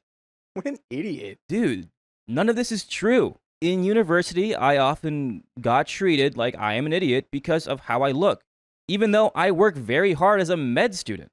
Some professors treat me with disrespect until they see my exam results, and then they are surprised I did well. People assume I'm shallow because I'm pretty. He knew all of this, but he dismissed it, telling me I should not fight for my rights or try to earn respect. What? Yo. Who is this guy? Who? Where did they build this guy?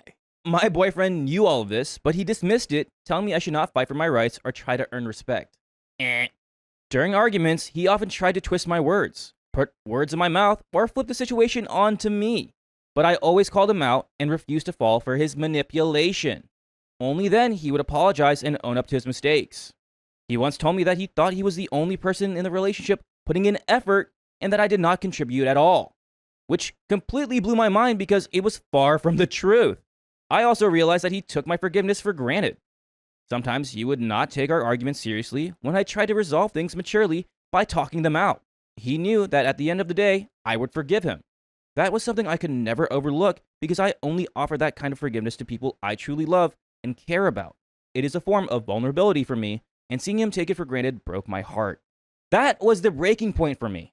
I know now he will never truly understand me or see who I am. I tried talking to him about this. When I asked if my looks were all he saw in me, his response was, "Well, you said everything.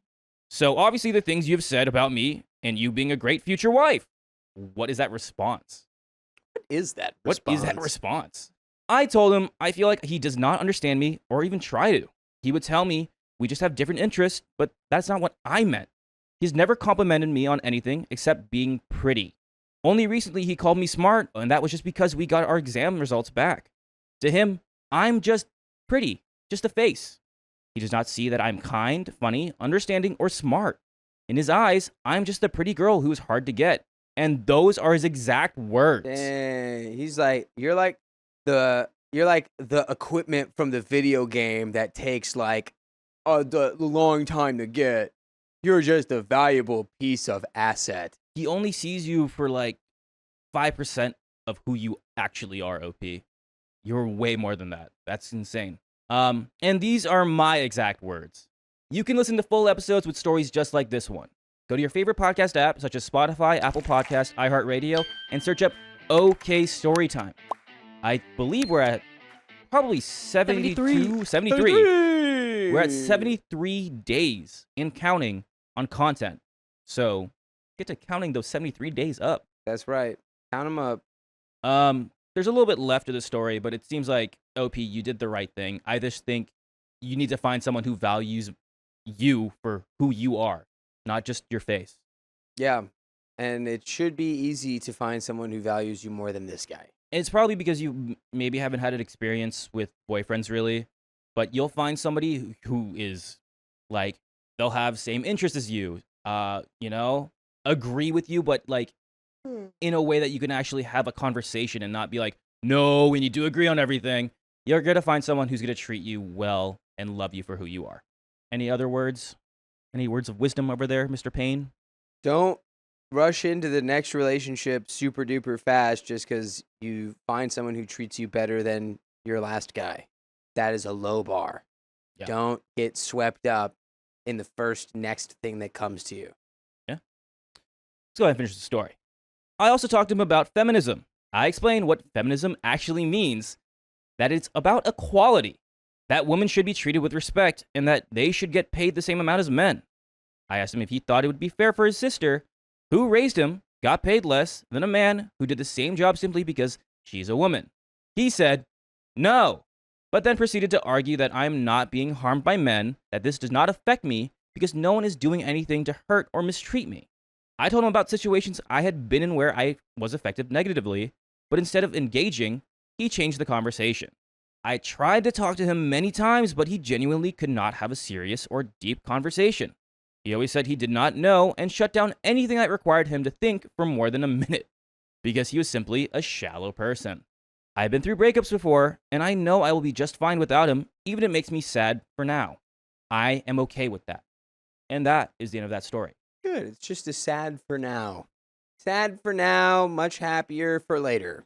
My boyfriend's best friend confessed his feelings for him, and it was chaotic. Oh boy. My boyfriend, 28 male, and I, 32 female, have been together for 3 years. He is insanely social, and I am more of a stay in and do crafts kind of person, but it works. Recently, our schedules have been pretty opposite, and we usually only see each other 3 days a week. By the way, this comes from Dogs Know Better Than Us, and if you want to submit your own stories, go to the r/OK Storytime subreddit. I'm Sophia. And I'm Angie. And we're here to give good advice goofily, but we don't have all the answers. We only know what we'd do, so let us know what you would do in the comments. He has a best friend, Thomas, 33 male, who is recently going through a divorce with a woman and has been spending a lot of time with him. I've always gotten the vibe that Thomas was queer in some form, just by the way he talks about men. He recently came out to my boyfriend and told him it's the real reason for his divorce. My boyfriend is very straight and doesn't really know a lot about queer people, but I have a ton of queer friends and told them to be extra sensitive and treat Thomas like he is no different. When my boyfriend told me about Thomas, I said that I was proud of him for living his true life, but hopefully the soon-to-be ex-wife is doing okay. They have been spending a lot of time together, and Thomas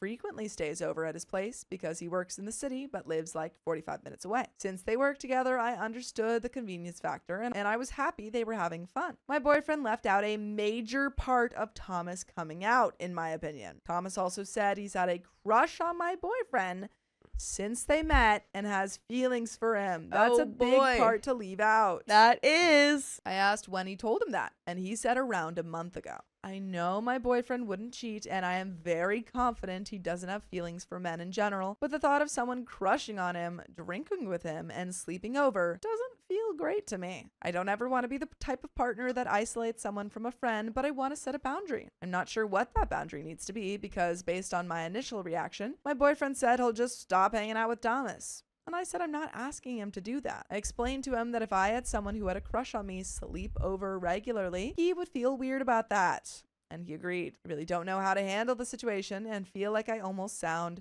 Closet guard, setting boundaries after Thomas just came out, advice, and there are some relevant comments. Comment 1 says, if nothing else, it's not healthy to spend this much time with someone you fancy, who is in a relationship where it will never happen. OP says, this was my thought too. It definitely doesn't feel like Thomas respects our relationship right now. Comment 2 says, I get the impulse on a boundary, but it's not your place, it's his. Tell him you're uncomfortable, sure, but don't also set the rules. See what rules he sets, and then talk about it. The rules will cause a wedge if you set them, but I'll thank you for supporting him if he sets the same rule for himself. Respect your partner's autonomy, even though it's challenging here. OP says, thank you for this. One thing I love about our relationship is we don't try to control each other and respect each other's lives outside of one another. I think my boyfriend can be a bit of a people pleaser and literally just laughed and said, sorry, I'm not into dudes, when Thomas confessed his feelings. I hope he has a deeper discussion with Thomas about these feelings he has and what that means for their friendship moving forward. Comment 3 says, how could that be his best friend and he didn't know he was attracted to guys all this time? OP says, I think Thomas played the straight guy for a long time. He's been married to a woman for like 8 years, so I guess it could have been overlooked. And there is an update. I think there are many cases where people don't know that they're queer. Like especially straight people tend to have a worse gaydar. So. Yeah, you're not gonna like look, especially with a person that you've known for so long and who's married to a woman. Right. It's like, well, I was at their wedding. I kind of believed him. Like, and also a lot of times, even if someone is like maybe more like effeminate, or something, you kind of like, well, that's just how he is. And he's married to a woman, so I'm not gonna think twice about it. So there's a lot of reasons why people don't assume. But there is an update, folks. 3 days later, a few of you asked for an update. So here it goes. Some of you thought my boyfriend was secretly queer. Some of you thought I was a controlling witch. But the majority of you told me I just needed to have a long talk with my boyfriend. And that's what I did. I work at a cafe a few blocks away from my boyfriend's place, and luckily they let me have an hour-long break. I got my boyfriend a breakfast sandwich and told him we really need to talk about Thomas. He responded with, yes, we definitely do. I told him that I know he's not a cheater, and I don't think anything would happen between the two of them. But Thomas always sleeping over when I'm unavailable is making me uncomfortable. He told me Thomas was making him uncomfortable too, and he just hasn't taken the time to process all of this. He told me that he has a story from his childhood that he was deeply ashamed of. Basically, his good childhood friend came out to him freshman year and also said he had feelings for him. My boyfriend responded very badly and told him to never talk to him again. He said his friend ended up quitting sports and getting severely depressed, and when he tried to apologize after high school, the friend told him he does not accept it. My boyfriend had tears in his eyes telling me this and said that he will never forgive himself for acting so cruel. He then broke down the exact conversation he had with Thomas. He said he was telling Thomas about a fun day we had at this local fair now on the Ferris wheel. He was looking at me and realized he wants to spend the rest of his life with me. He said Thomas gave him a strange look and told him he needed to tell him something. Thomas told him that the reason he is getting divorced is because he is attracted to men and was never attracted to his wife. That's when he proceeded to tell my boyfriend that he's insanely attracted to him and he's his exact type of man. My boyfriend said he tried to respond basically opposite of his freshman self and just thanked him for being honest and open about himself. My boyfriend told me he realizes he should have told him explicitly that he doesn't feel the same, but figured Thomas would know that based on the way he talks about me. One thing I had completely forgotten about is that Thomas is technically his boss now. That does make it a little complicated. It sure does. I remember us all celebrating his promotion, but I didn't put it together that he was his boss. My boyfriend told me he felt pressure to still let him crash all the time at his place because of his divorce, and he tried to just pretend he didn't admit having feelings for him for the sake of their friendship. My boyfriend then had a talk with Thomas, and it didn't go well. He told Thomas that he would never have those feelings for him, and the sleepovers feel kind of weird now. Thomas blamed me and started calling me a controlling, harmful partner. Gosh. But my boyfriend shut it down and told him that this was all coming from him, and he should just start looking for his own apartment in the city. Later that night, I got a call from Thomas. I could tell he had been drinking a lot, but I hoped he was calling to apologize or at least compromise. That was not the case. No. He started off by saying that my boyfriend could do so much better than me and that I'm just a scrappy gold digger. Oh my God. My boyfriend and Thomas work in finance and I work at a cafe, so yes, my boyfriend makes a lot more money than me, but I still pay my own way in life. Thomas went on to say my boyfriend should be with someone in the same tax bracket as him. Ugh. And then told me, you're really not as pretty as you think, and you dress like a poor person. What?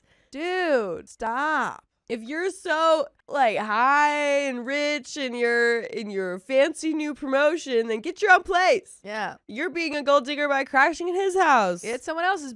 Yeah, not my boyfriend. Yeah. Go get your own boyfriend and your own place.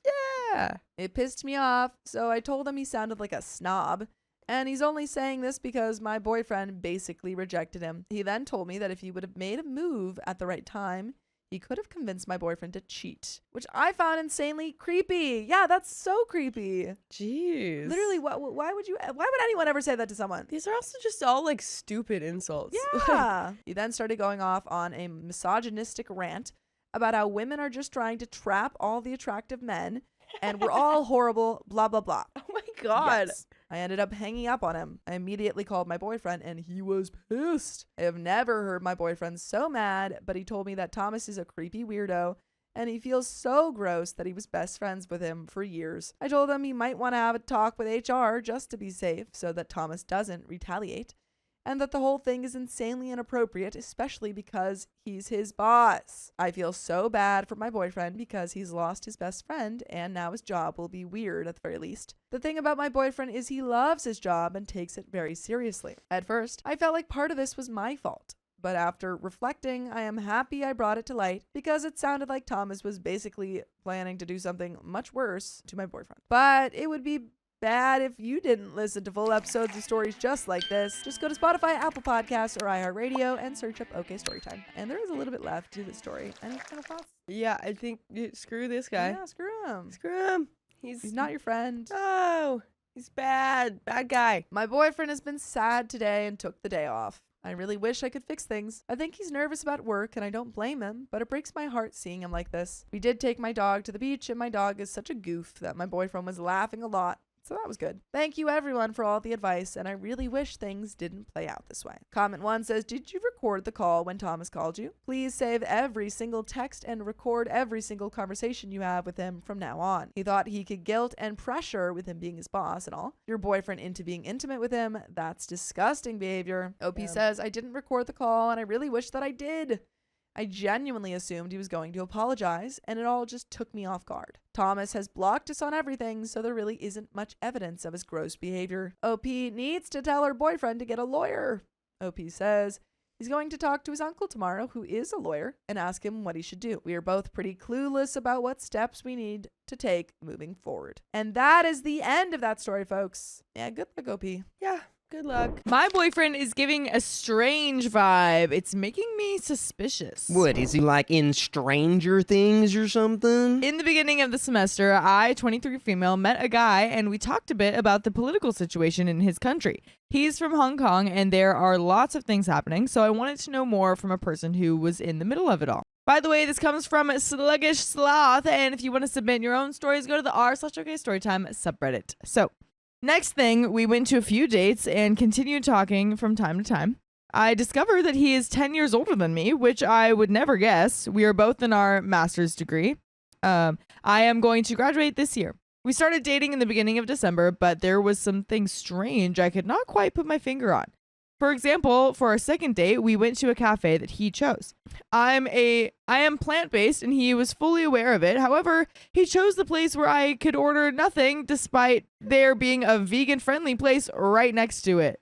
We can go there next time, he says, and the next time never comes. I skip through the menu and tell him the only thing I can have is coffee, which is fine by me. No big deal. He makes an order. In his opinion, it is the man who should talk to the server and blah, blah, blah.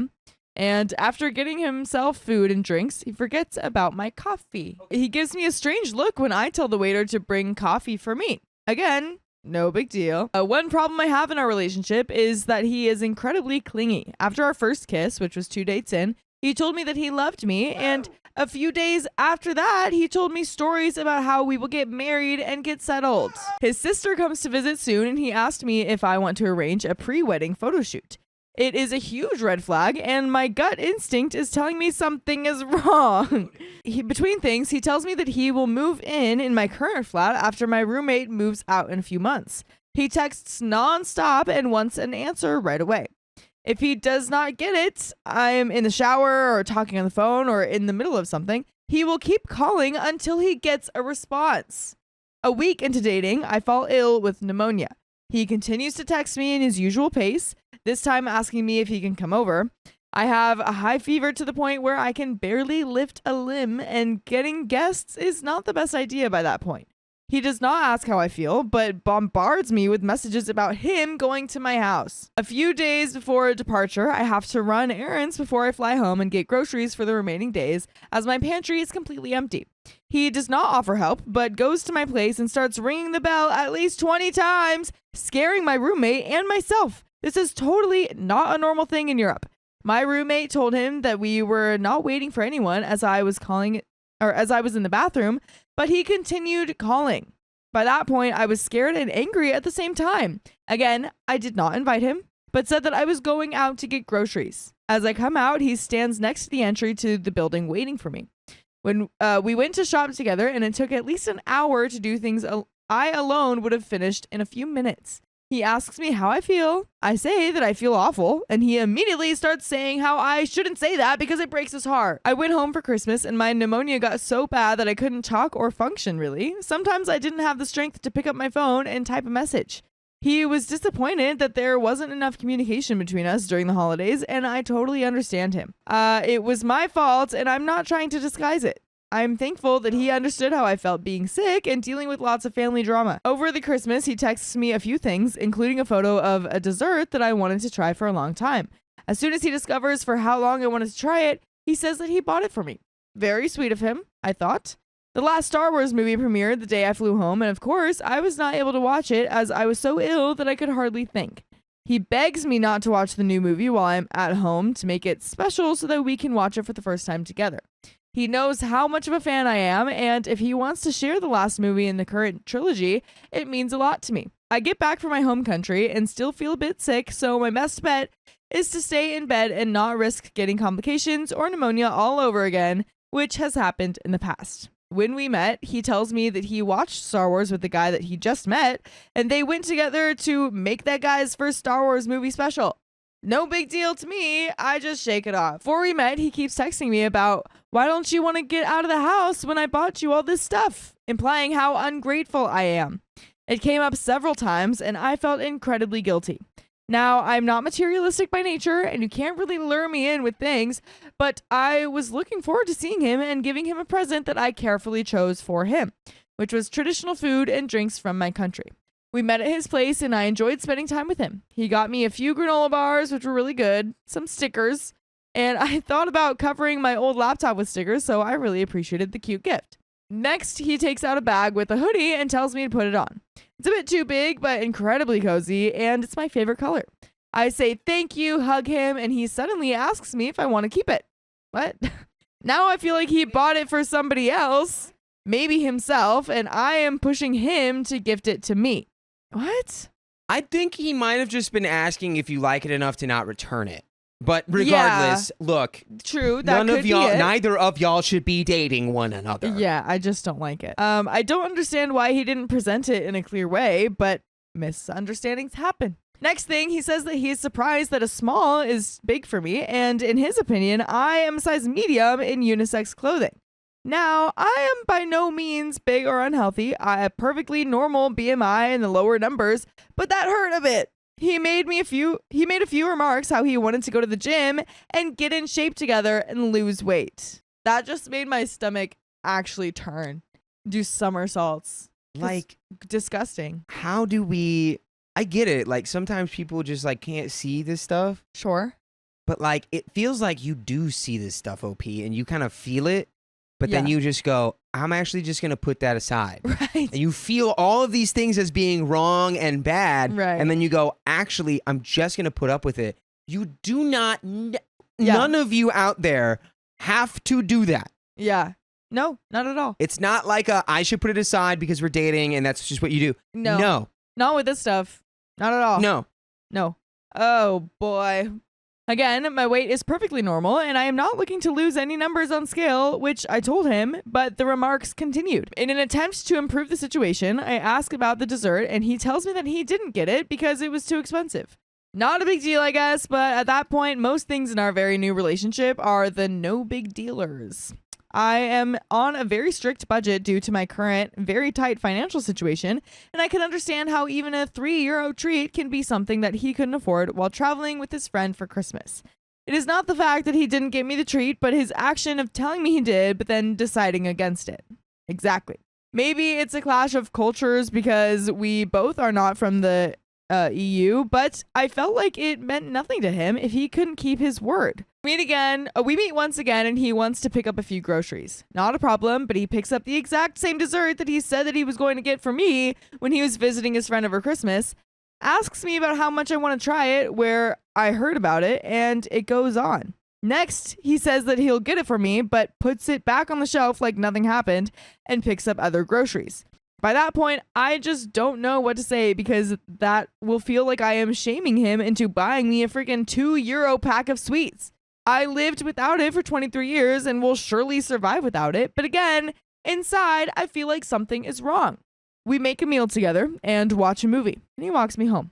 There are good things like him trying to understand my choices and implementing more plant-based dishes in his life, and him sending me photos of the chocolate milk he got thinking of me. I have no doubt that he likes me and cares about me, but all the talk of marriage and serious life before we even have spicy sleep, which we still haven't, are seriously freaking me out. There are other people out there who will like you. Yeah. This isn't the last guy on earth who likes you. Yeah, this is a whole like words versus actions kind of situation. If he says that he likes you, you probably feel that, and it probably feels so nice. But all of this stuff, even if this is like over small little packs of sweets, it still is showing that he doesn't care for you as much as he does. He's not liking you in the right way. Yeah. To me, it doesn't look like he's liking you the right way. Nope. He's like, I'd like you to be smaller. And Right. What are we talking about? Today we should have had a class together, but he didn't turn up. For some reason, I felt so liberated, and at the same time, I felt like a traitor because my boyfriend was not there, and it felt good. Turns out that during the class, he texted other people asking if I was there without just texting me instead. It was a very in-depth seminar, and most people there are over 30s, so it seemed to me childish that he wouldn't ask me, and instead of going around and potentially bothering other people. He's a very nice guy, but those cultural differences and misunderstandings are making me crazy. He is 33, but I feel like I'm dating a 13-year-old.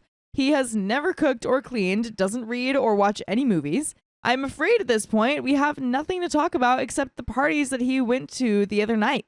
I don't know if this should continue any longer. I would like to hear other points of view, as it is completely possible that I am overthinking things and that I am the problem here. I will be answering any questions to provide more information, as what I wrote seems very one-sided to me, and we both aren't perfect. No human being ever is. We do have an update, but oh boy, do I have a lot of thoughts. How about you, Dakota? How you doing over there?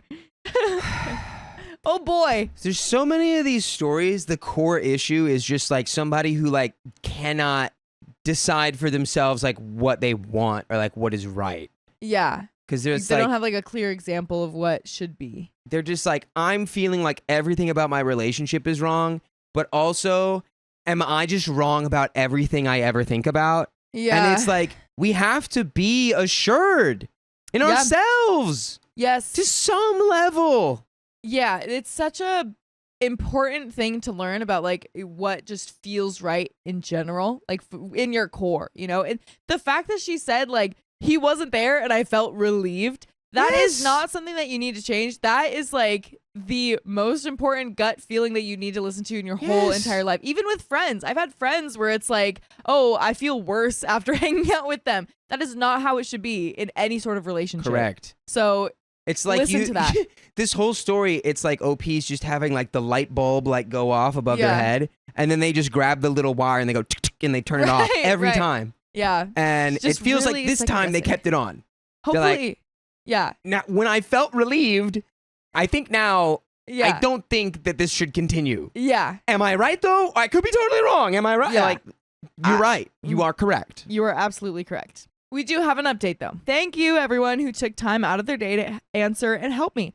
I have contacted my boyfriend and told him that I wanted to end the relationship. Yay! What followed could only be described as a crap storm of manipulation and insults. He went to my house again and was demanding that I go down and talk to him. By the way, I demand that you listen to us on Spotify, iHeartRadio, Apple Podcasts, whatever your favorite podcast app is, because we have full episodes of stories just like this one. Just search OK Storytime. It's a demand. I demand. Demand it. And there is a tiny bit more to the story. Shall we just roll right into Yeah, let's it? just go ahead and roll. I mean, Let's do it. we put our thoughts out there. Yeah. Our editors, you can put it there if you want or wherever it makes most sense, I guess. Yeah. He tried to tell me that my family and friends were to blame, guilt me, tell me his heart was broken.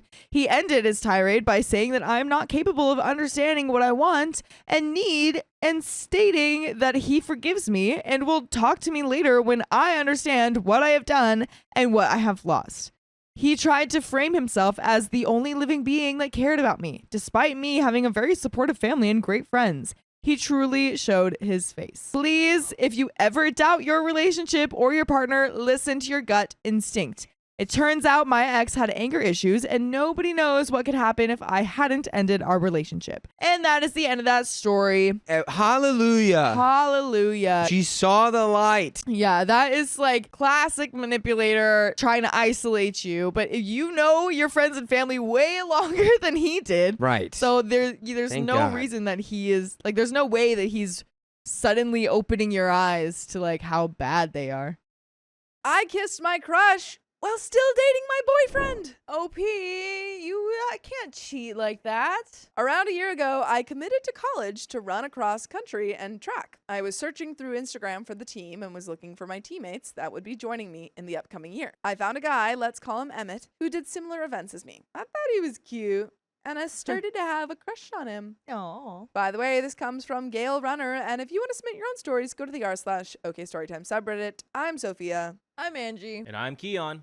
And we haven't been in all of these situations, so we can only give the best advice we've got. But if you've been in these situations, let us know what you would do. And OP says he went to a high school that I did not have any meetings with. The only meet that I could see him perform at was the state meet. I did not make it to the state meet. He did. A few months from the day I found him on Instagram, I watched him at the state meet. I cheered him on and I Snapchatted. And yeah, he added me on Snapchat.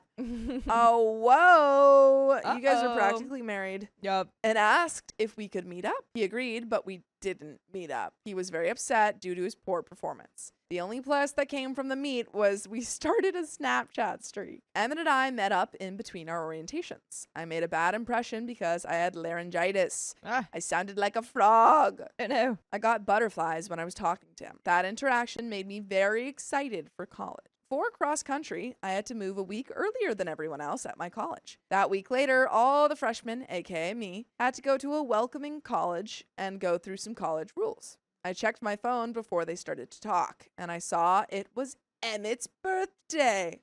Ooh. One of the speakers had to pick a group leader. Guess who they picked? Emmett.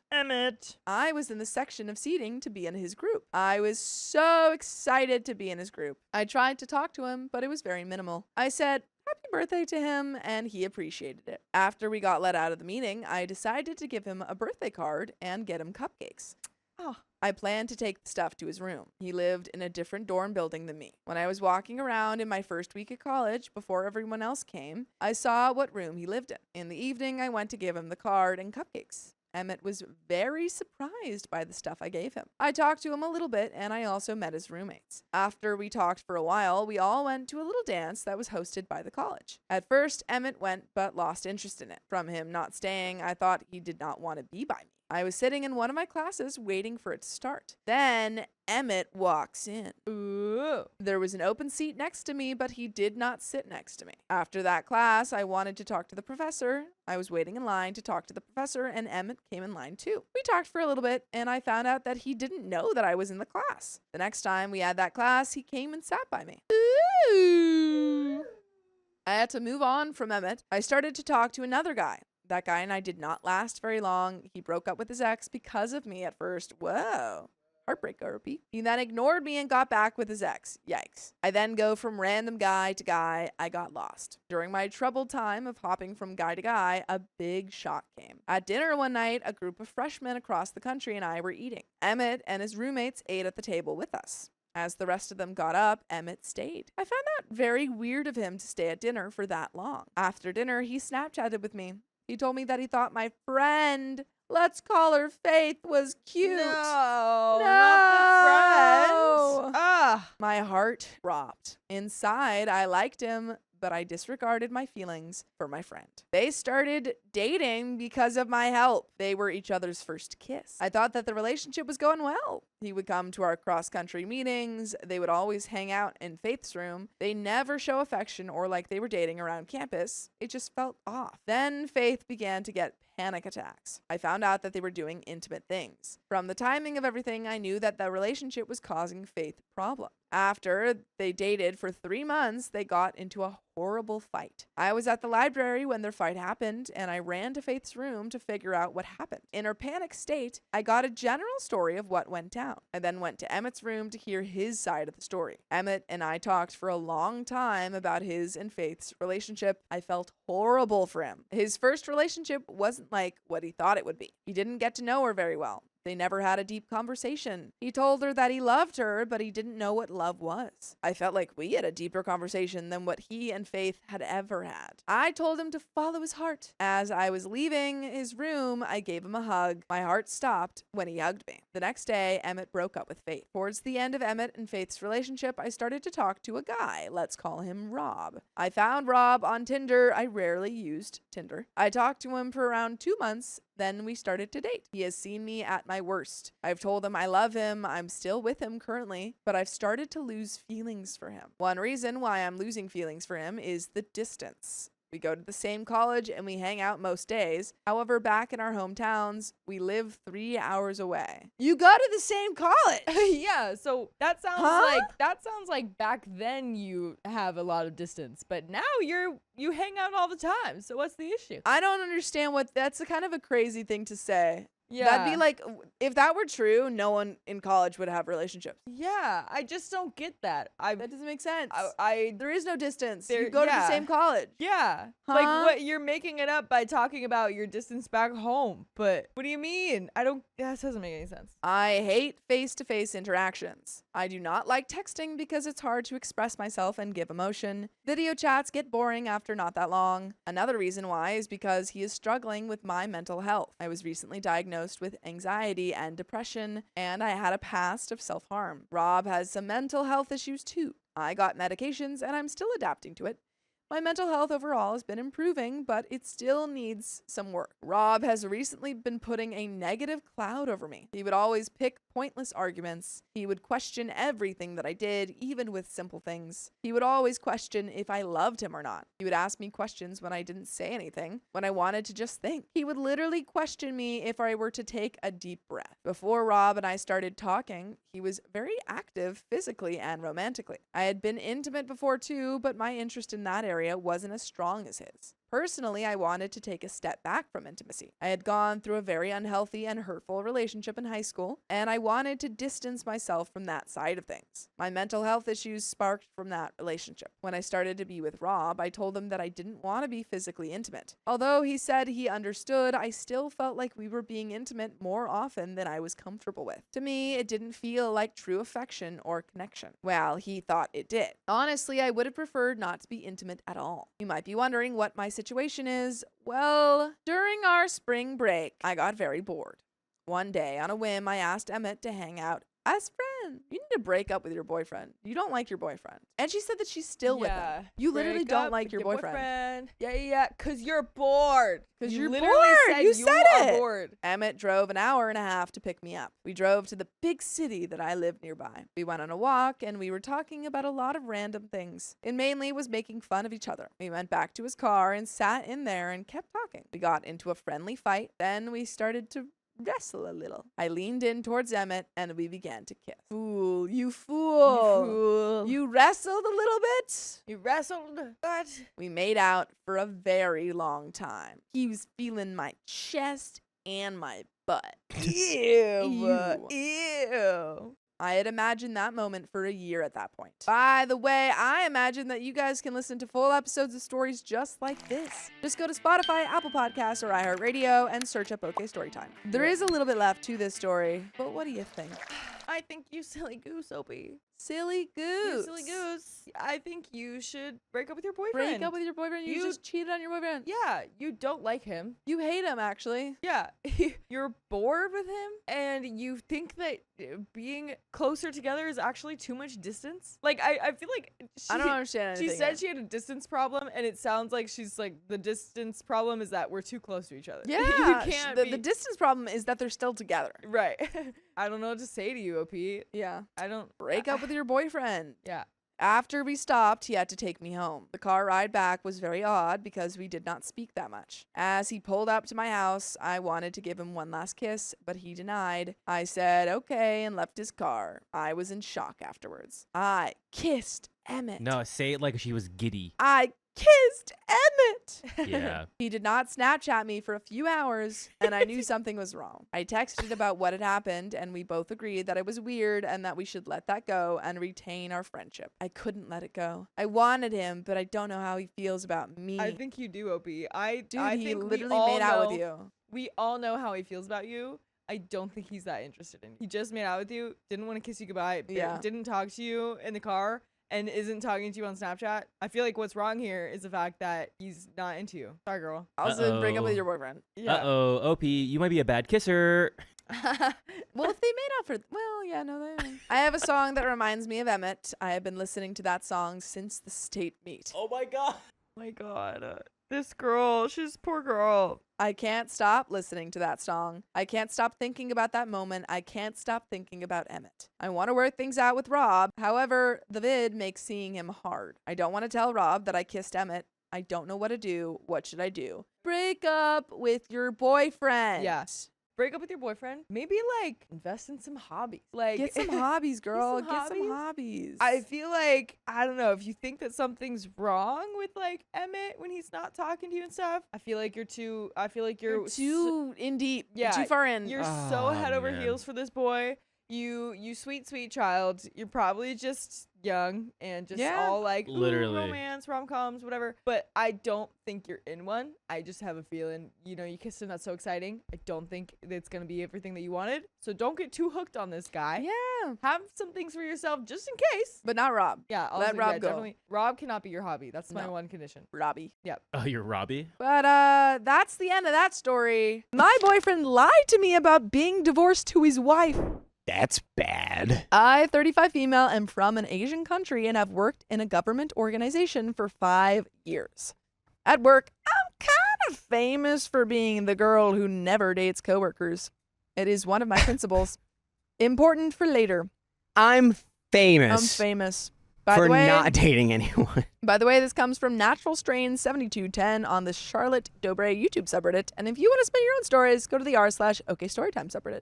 So, fast forward 3 years ago, I met a guy, 50 male, at work who is 100% my type. I was speechless and I was sure that my heart skipped a beat when I saw him. I have never seen a guy like him except in my dreams. But I figured he was married due to our age gap. Since then, we communicated only professionally, never outside of work hours or about anything more than work-related subjects. Even though I had a huge crush on him, after a year, I stopped having a crush. I just respected him professionally and looked up to him. Then last Christmas, something strange happened. Ooh. He texted me, wishing me a Merry Christmas and a Happy New Year. Dude, you do that with all your coworkers. What a strange move. So strange. That was unordinary for him to do. We had never exchanged any wishes for any holidays before. I replied, wishing the same, but kept my words short and professional. After New Year, That's OP. too professional. We worked on a project together. After the team meeting, a friend of mine slipped that he divorced his wife due to infidelity. His wife cheated. He's got. Oof. I didn't know what I should do with that information, so I just brushed it off. Then one day, he asked me to go out with him for a coffee. I said no. I told him we're colleagues, and that's it. He said it was work-related, not a date. Yo, keep your friends and your business completely separated. I told him that we should grab a coffee at work during work hours. He agreed. A couple of days passed, and we met up for coffee at the work cafe. He confessed. He said he saw me before we met and just fell in love with me. All right. Oh. He said that I was his dream for years, but he could never make a move on me because of my no dating coworker thing. And also your wife. Yeah, well, your wife, brother. Do Your wife? you remember your wife? But also, isn't it like that guy OP's dream?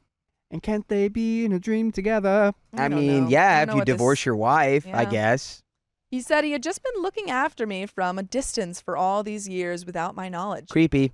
But since we started working on this project together, he could not maintain the professional communication any longer and had to confess. I was shocked. And to be honest, a bit happy to know my ex-crush had a crush on me. Aw. I told him I appreciated his honesty, but I would not engage in any further communication that was not work-related. He told me he understood and respected my wish. I was crushed to reject him. For the love of God, he's the perfect guy, in my opinion. After that meeting, things seemed normal. He was just normal with me at work. Then something started. I began receiving gifts at work via delivery. When I asked the delivery driver who the gift was from, the driver always said it was anonymous. I suspected it could be him, but he was just normal, just like before, so I was confused. Then the barista of the work cafe started delivering my favorite coffee to my office. When I asked her who it was from, she just shrugged and said it was from someone who adores me. Aww. That's After- cute. Does he have a wife? Does he still have a wife? After the second coffee, I told her thank you and please do not bring me any more again. She assured me she would not bring coffee again, and it stopped. But the flowers and gifts did not stop. Over a month, I received so many gifts without knowing the sender. It was exhausting. Then one Friday, when I was leaving work, he was outside. He politely told me to have a nice weekend. I told him the same. He then asked if I could give him a ride. It was strange that he never asked me such a thing before. Yeah. I agreed if it was normal. He said, yeah, just a ride. Just a normal ride with a normal guy who's totally not into you. So normal. And is just normal. I agreed. He said he was going to a place near my place. Mind you, my place is 1.5 hours away from work. Whoa. That's pretty far. What a In the long haul. beginning of the ride, he was just asking work-related questions. Then he slipped. How do you like my gifts? And I'm wondering why you rejected coffee offers since you drink a lot of coffee during the day. I was honest with him. I told him that I suspected it was from him, which is why I told the barista not to bring me coffee anymore. For the gifts, I had no power to reject them due to the delivery system. He said he just wanted to make sure I drank my favorite coffee and had cute gifts to get me through my tough work day. Then we talked sincerely for the whole ride. It was nice. When we arrived at his destination, he asked me out for a proper date. I said yes.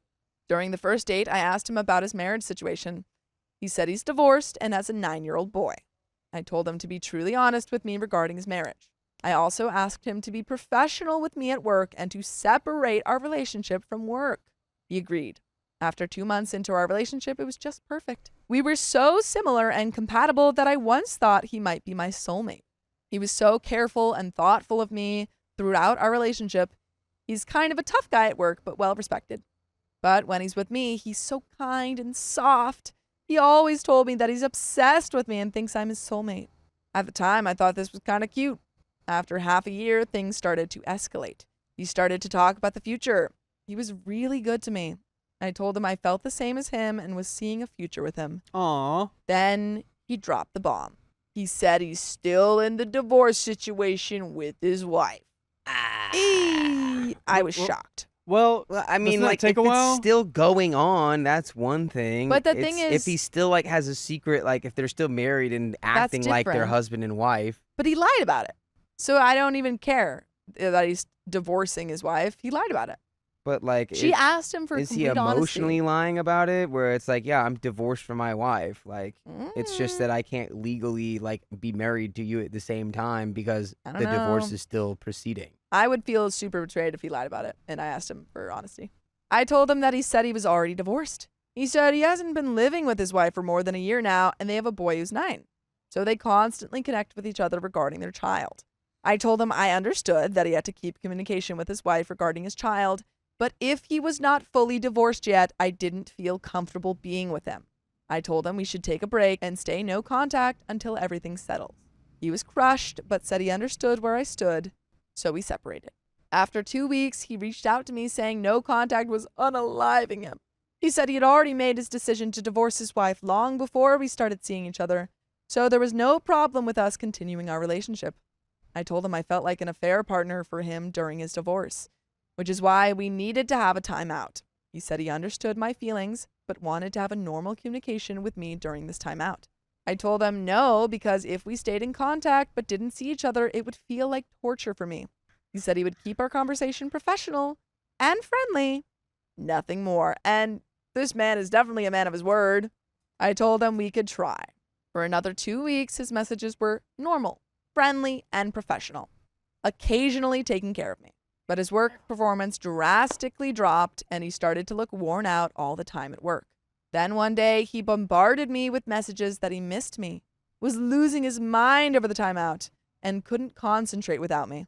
Long story short, he was losing it. I told him if he didn't stop texting me more than what we had discussed prior, I would cut any further contact with him and break up with him then and there. Bro, okay, real quick. If you're going through this divorce and you really want to see this girl, you have to just write letters and give it to her after that's done, okay? Just stop texting her. Yeah, please You're leave blowing her it. alone. This man, but like throughout their whole kind of like lead up to the relationship, would not respect her boundaries. Like kept pushing and pushing and pushing. After that text, he told me he would try low contact again. Then a few days later, the same thing happened. Now, I'm not sure anymore. I feel like he's keeping me on the hook by making me feel guilty for his poor performance at work and distracting behavior. By the way, we would love to distract you with full episodes with stories just like this. Just go to Spotify, Apple Podcasts, or iHeartRadio and search up OK Storytime. But there is a little bit left to this story. Do you have any final thoughts? Don't say you're divorced when you're not divorced and you're just like, I'm divorced in my head. Yep. Don't do that. Just say, I'm going to divorce. Don't lie about it. And then when someone says, hey, I don't want to date you. Functionally divorced. We're separated. Just say we're separated. Just say that. Easy. I'm not saying I'm feeling great either. I feel unlucky, less loved, and full of self-doubt after the break. I miss him a lot too, but I'm trying to maintain my principle not to be by his side during his divorce procedure. I'm writing this hoping to get any advice on what I should do in this circumstance. Also, as I was writing this, he sent me a voice message of him singing a song about lost love and crying. He told me I'm being too harsh on him and us. So am I the a-hole for not wanting to keep our relationship?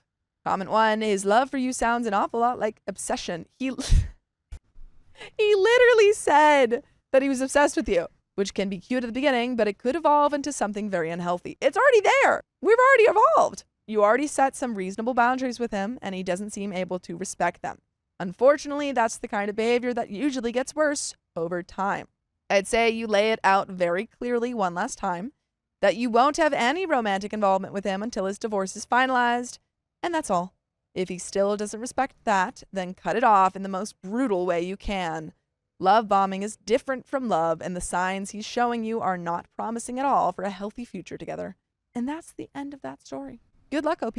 Yeah, I think it's difficult because you work with them and you made that promise about not dating anyone you work with, and here it is, and now it's difficult. He could have just like heard you and been like, okay, yeah, I will not talk to you until I am divorced. Literally. And then he could have gone, keeps pushing. Guess who's divorced? He doesn't understand the word no. He's done it from the start.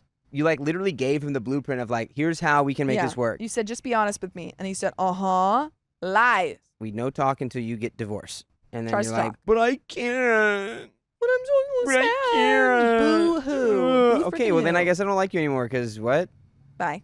But folks, that was the end of that story. My boyfriend's mother doesn't like me anymore. Oh, man. My 22 female boyfriend's 23 male mom, I think 50s, no longer likes me. I've been dating her son for over a year and met her a little before Christmas last year. I've always been respectful, even called her ma'am and his dad sir, until they told me to stop. By the way, this comes from Jade Goddess, and you can submit your own stories on the r/OK Storytime subreddit. I'm Sophia. I'm Angie. And I'm Riley. And OP says, the issue is with my parents. My dad is manipulative, my mom is an enabler, but they're paying my tuition, and becoming a doctor isn't cheap. No, it isn't. Wow. Yeah. Nope. Anna, my boyfriend's mom, wasn't happy that I didn't tell my parents about us moving in together back in May. The reason, my parents are old school. They don't think I should live with any man but my husband. I tested the waters with my mom since she isn't always bad. I told her about sleepovers at my boyfriend's house and she wasn't happy, but she didn't tell my dad because she didn't want to deal with his anger. I'm not comfortable telling my parents about living with my boyfriend, and honestly, I don't think it's their business. When Anna asked why I didn't tell them, I was honest. I'm scared my dad will blackmail me with tuition money and make me choose between my boyfriend and my dream career. I don't want to choose.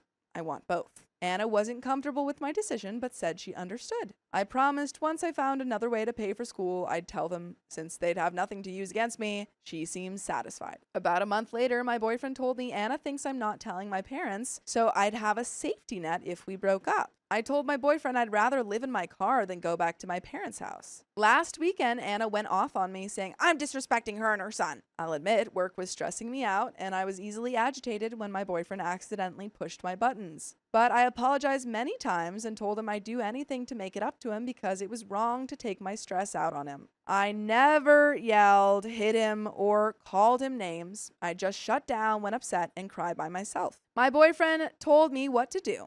I did it, and he forgave me. Anna texted me about this, and I showed my boyfriend and cried. Family means everything to him, so hearing his mom say these things was like the old 1-2 to the gut, especially since I've been nothing but nice to her. I understand she didn't like me taking stress on her son, but she was still mad about the parent situation too. That point should be dropped considering I'm still dependent on my parents for school, and Anna said education is super important. My boyfriend told me not to talk to her and called her himself. She lectured him and gave an ultimatum. Either I tell my parents or she no longer recognizes us as a real couple. Why are you involving yourself? That's so frustrating. I'm really confused. I'm not going to lie. Okay, so Anna is Opie's boyfriend's mom. Okay. Morio Esca says, easy, tell them you're going to drop out of uni to marry the boyfriend. They'll compromise. Yeah, it's like, oh, wait, we actually want you to go to school. I understand she didn't like me taking stress out on her son, but she was still mad about the parent situation too. That point should be dropped considering I'm still dependent on my parents for school, and Anna said education is super important. My boyfriend told me not to talk to her and called her himself. She lectured him and gave an ultimatum. Either I tell my parents or she no longer recognizes us as a real couple. She's putting unnecessary stress on our relationship. I thought since her ex-husband was harmful, she'd understand me not wanting to provoke more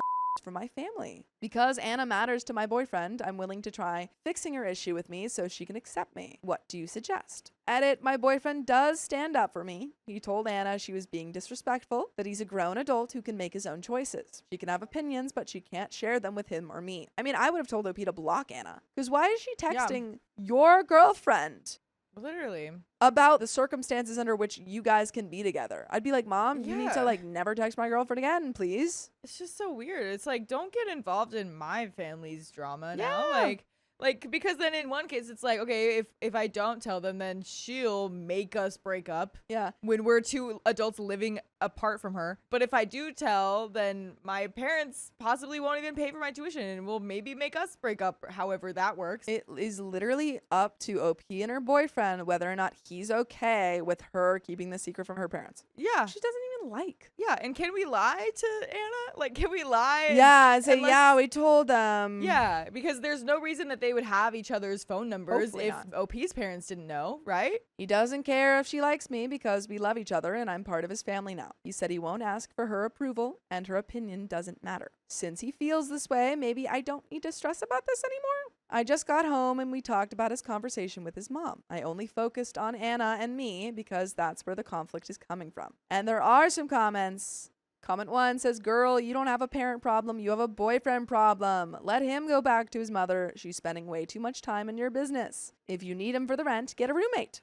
There are plenty of reasons for a parent to have an opinion or get involved in a child's life. This is not one that should concern your boyfriend's mom. Let him go. OP says, I can understand your point, but I don't think my boyfriend is the problem. He's always had my back. I'll admit I was worried that he would submit to his mom and let her control him, but he's talked to her multiple times over the past few days. He said he doesn't approve of her giving him an ultimatum, and he told her that she can have her opinions, but she can keep them to herself because he loves me. And I've shown him love and kindness. He told me if she's gonna make him pick, he picks me. I did explain that I don't want to come between him and his mom because I understand he loves his family, but he said I'm not making him choose. His mom is, and that's a her problem. But thank you so much for your input. Comment 2 says, sweetheart, Anna is being manipulative and toxic. Your boyfriend needs to stop being a mama's boy and telling her information about your relationship that has nothing to do with her. I somehow think that this is not going to be a good long-term relationship. Your boyfriend cares way too much what mommy thinks. I doubt he'd protect you against her. You need to have a serious talk with your boyfriend. OP says, I can bring this up when we go to therapy. We got a therapist recently to help with our communication. I feel he has stood up to me. I only mentioned her side and my side because I was concerned about us, not the three of us. My boyfriend told Anna that she's being disrespectful towards me, and if she wants to force him to pick sides, he'll choose me. That if she wants him in her life, she'll have to keep an open mind and be kind. She can have her opinions, but she can't share them with him and me. I'm sorry I didn't mention his POV. I was focused on me and Anna with the post. And edit, do you have suggestions I could advise him of? He said he sometimes vents to his mom. He should stop doing that if it concerns you. I understand the need to vent, and I sometimes vent to my best friend or to Reddit. What can I suggest he does so he doesn't have to talk to his mom? I thought about a therapist, but things are backed up. I'm using Reddit for help until the clinics call me back. Everyone is booked up like crazy, and there is an update. I genuinely think if his mom is going to continue to harass you, then you have to tell him that he can't give out personal information about your life to her. Yeah, and I feel like that is hopefully understandable. Like, it wouldn't even need to come off as like, you know, oh, you can't do this. You know, like, you can't share this information. I feel like you'd be able to tell him that with just like, hey, like, I don't think it's the best idea to do that because of everything we've already seen. Exactly. So, yeah, I feel like definitely talking about that, I feel like you guys can come to a conclusion on that. I'm sure he'd understand. Because it's not like he's doing nothing. Like some of those comments were like he needs to suck it up. And, I think that some of those comments were unfair. Yeah, because he absolutely understands that this is wrong. He is, you know, trying to separate OP from it and is like, no, let me talk to her. Like, you know, which is great, which a lot of these toast spine people we see don't do. I agree. And he's doing it, so that's great. Also, I think this is somewhat of a newer problem, to be clear. So, like, he's kind of having to figure out how to deal with this, you know, on the fly. Because Anna and OP had a good relationship before this. Right. She said that. So it's like, I would give him a minute. Yeah. I don't think this is a breakup yet. Update. I can't remember everything I said in comments last time, but people were concerned about my boyfriend not standing up for me because of what his mom was saying. She has called me disrespectful towards her and her son and said she wouldn't recognize us as official because I was hiding our living situation from my parents. Last Saturday, we invited them over for dinner because his mom kept complaining she never got to see the apartment, completely disregarding that my boyfriend and I weren't ready for guests. I suggested inviting her over to shut her up about it and give her more information about my situation. Before this mess, she seemed so loving and caring. It was jarring to see her do a complete 180. My boyfriend had my back the whole way. When his mom called me disrespectful, he called her out and told her she couldn't disrespect me and to keep her unasked opinions to herself. At dinner, he was a buffer to make sure she wouldn't go off on me. She did listen to what I had to say. I gave her more details about things my dad has done and how my parents won't approve of me living with a man I'm not married to. I also told her what I said before was still true. If I found another way to pay for university, I'd have no reason to lie about my living arrangements. My boyfriend and friends agree it's none of his mom's business what I tell my parents, but I was trying to go with kindness instead of going off on her. His mom has a bad history with her ex-husband, so I thought she'd understand me. She said she did understand and told me to take out student loans instead of accepting tuition money from my parents. Crazy. As a parent, crazy advice. To be in debt rather than not be in debt? Yeah, right? This is crazy. I'm really trying to understand her perspective because bad perspective. Because I kind of read ahead a little bit, but she obviously doesn't want like the parents to be like taken advantage of with their money. In some cases, it's like, okay, it's more complicated than that. Like what? Like that's ridiculous. There's, you know, it's just weird. It's like, is this mom afraid of that happening to her or something like that? Like, no idea. She said I was stealing from them and they could sue me if they found out I lied. No, they can't. I don't think so. I asked how they could sue me for using money they gave me for tuition. She said because they think I'm living with a girl instead of my boyfriend, they can sue for the money since they didn't give it as a gift. At this point, I realized she's not the sharpest tool in the shed and just wanted her to leave. So I stopped talking and listened to his parents give their input. My boyfriend and friends don't understand what she's talking about. None of us are lawyers, but she claims she's seen it happen before. Cite your sources. To who? Yeah.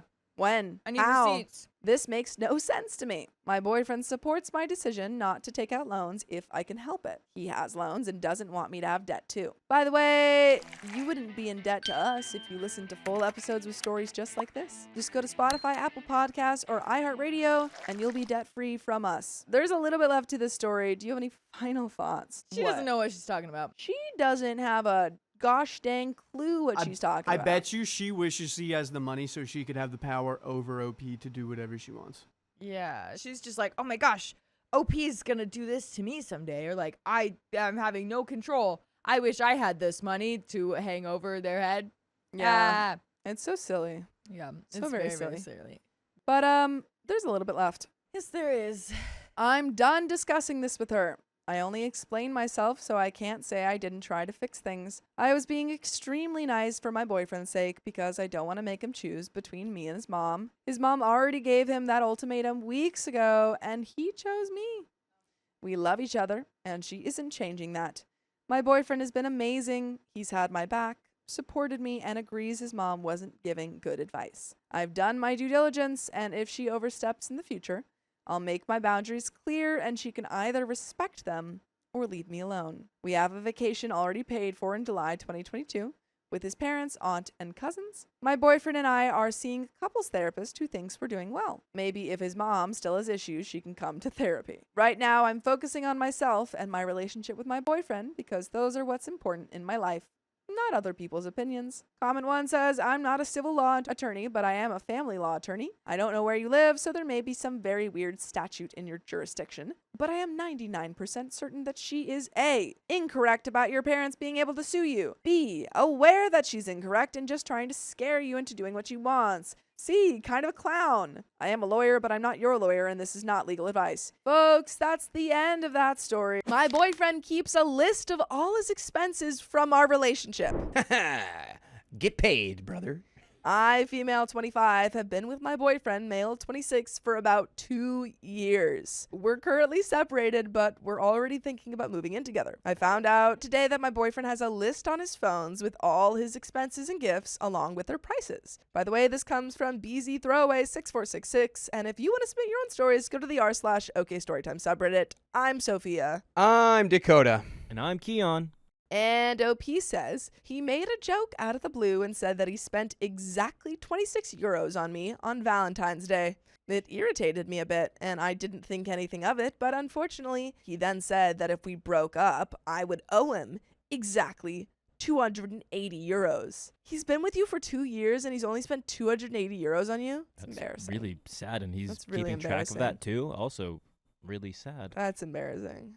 Break I up was with him shocked now, by yeah. what he said and that he meant it. He admitted that he wrote down every expense he made for me, saying he only did it because his ex-girlfriend had taken advantage of him. It's not like I'm taking advantage of him in any way, quite the opposite. I work at a hospital and earn a very good salary. I mostly cover our dates, etc., and that's not a problem for me. What is a problem for me, though, is that it seems like he sees things like gifts or snacks he gave me as something he can simply demand back. That honestly hurt me a lot. Has anyone had similar experiences and can give me advice on how to react? And there are some relevant comments. Comment 1 says, does he seriously think you'd have to pay him back for gifts if you broke up? Wasn't that a joke? OP says, unfortunately, he was serious about it. He wants the money he spent on gifts and other things back. If I were to act exactly the same way, I would have already been dealing with him in a 4-digit amount. Then do that. Comment 2 says, question, did he only note down how much he spent on larger occasions, or did he also note down snacks, the occasional coffee, etc.?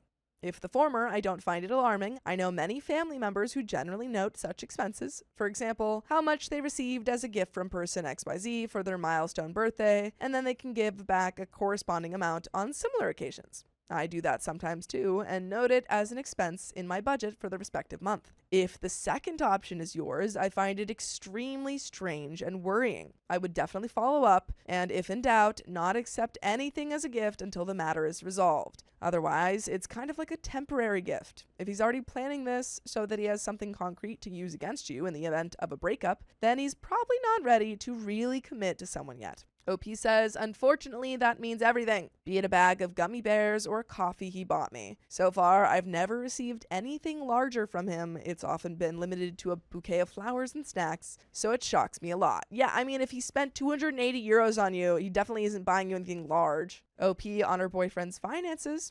OP says he's actually totally into the financial game. I wouldn't be surprised if he soon goes totally into it and demands everything back with interest. I'm breaking up with him. Yeah, like I'm breaking up with him. I'm like, saying, is little boy broke? Does little boy not have any money? Do you need me to pay for everything because you can't spend money on your girlfriend? No, I'm not even. And then I break up with you. I'm not even gonna be mean. I'm just gonna be like, being mean. You know what, Chief? That was a bad play. At the end of the day, can't stay with you just because that's crazy. And you're free to track your expenses like a good little boy. But yeah, don't bring it up to your next partner like they're going to owe it to you. You have a good one. And then you leave. Forever. Like, Thank goodness you guys never are a word again. separated. Whatever that meant. Why, are you still thinking about moving in with this guy? Hopefully not. Comment 3 says, I would tell him very clearly that he doesn't need to give me anything anymore. Gifts should be given out of love, not as a reward.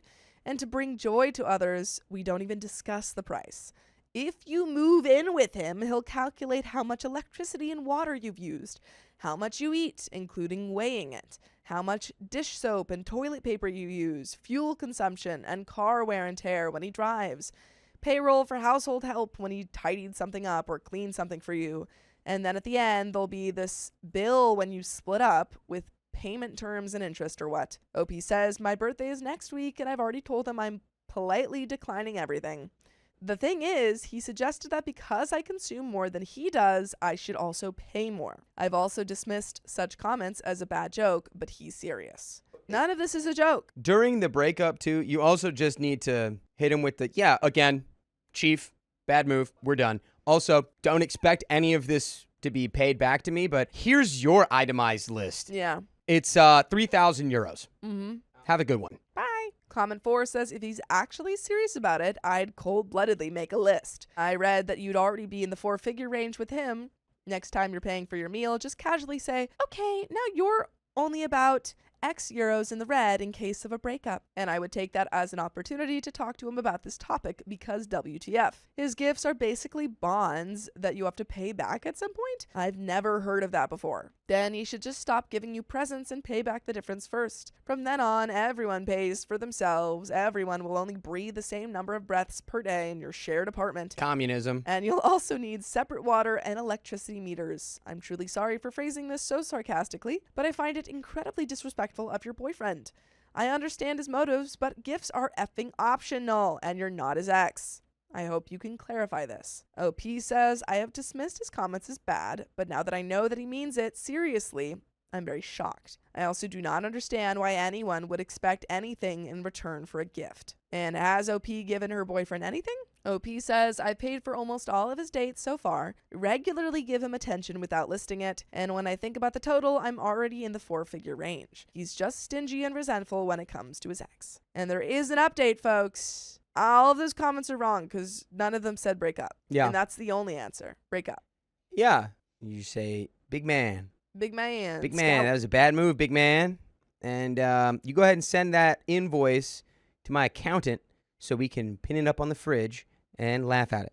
Yep. I live with my accountant in this fake scenario. I'm not living with you. I brought up the topic again and asked him if I could take a look at the list. He refused several times and tried to distract me from the topic until I gave him a choice. Either show it to me and talk openly about it, or I break up with him. After that, he did show it to me, but I wasn't allowed to touch his phone or scroll through the list myself. He secured the list with Face ID, which I obviously found odd, but I didn't think anything of it at first. It's because all of the other women he's seeing, he also itemizes their lists on the same notes app. Did he find an infinite money glitch? Mm-hmm. In any case, absolutely everything was written down on the list, from a bottle of water to a bouquet of flowers. Everything he ever gave me or spent on during our entire relationship was written down there. After, he closed the list and went on Instagram. However, I noticed that he had several lists on his phone. The different lists were named after different women. I called it. Wow. I freaking called that. I thought about it for a moment and then confronted him and demanded that he gave me his phone if he had nothing to hide from me. He then gave it to me and asked me to not be upset about what I found there. What I found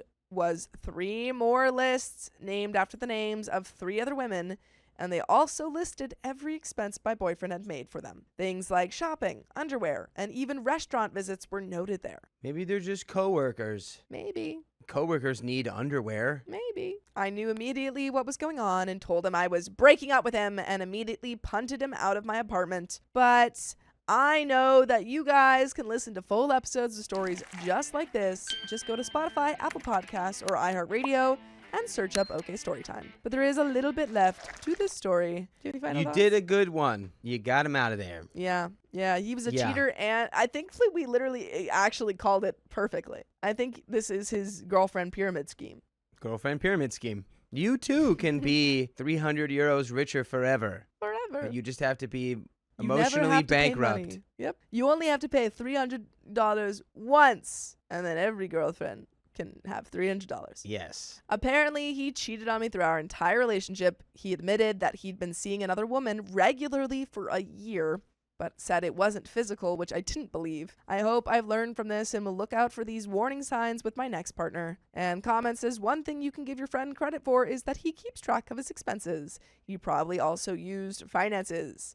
I can only imagine why this is being done to several women at the same time by looking at the cost-benefit analysis. OP says, I'm glad to finally know what was going on behind my back, but knowing that he spent several hundred euros on other women and made me feel as if he had the right to demand money back from me for his gifts was shocking. I was awake all night thinking about how to resolve the whole situation, and now I'm at least somewhat relieved, but also extremely sad. OP responds to downvoted commenter regarding seeing her boyfriend's list. OP says, I didn't write down every little detail, but the whole thing wasn't resolved within 10 minutes. We discussed for almost 2 hours, so he should show me the list, and then I wanted to see the rest of the stuff. Afterwards, he tried to convince me that we were just friends. Sorry, he tried to convince you, his girlfriend, that you guys were just friends? We've just been friends all along. You find out that he's cheating on you, and he goes, no, babe.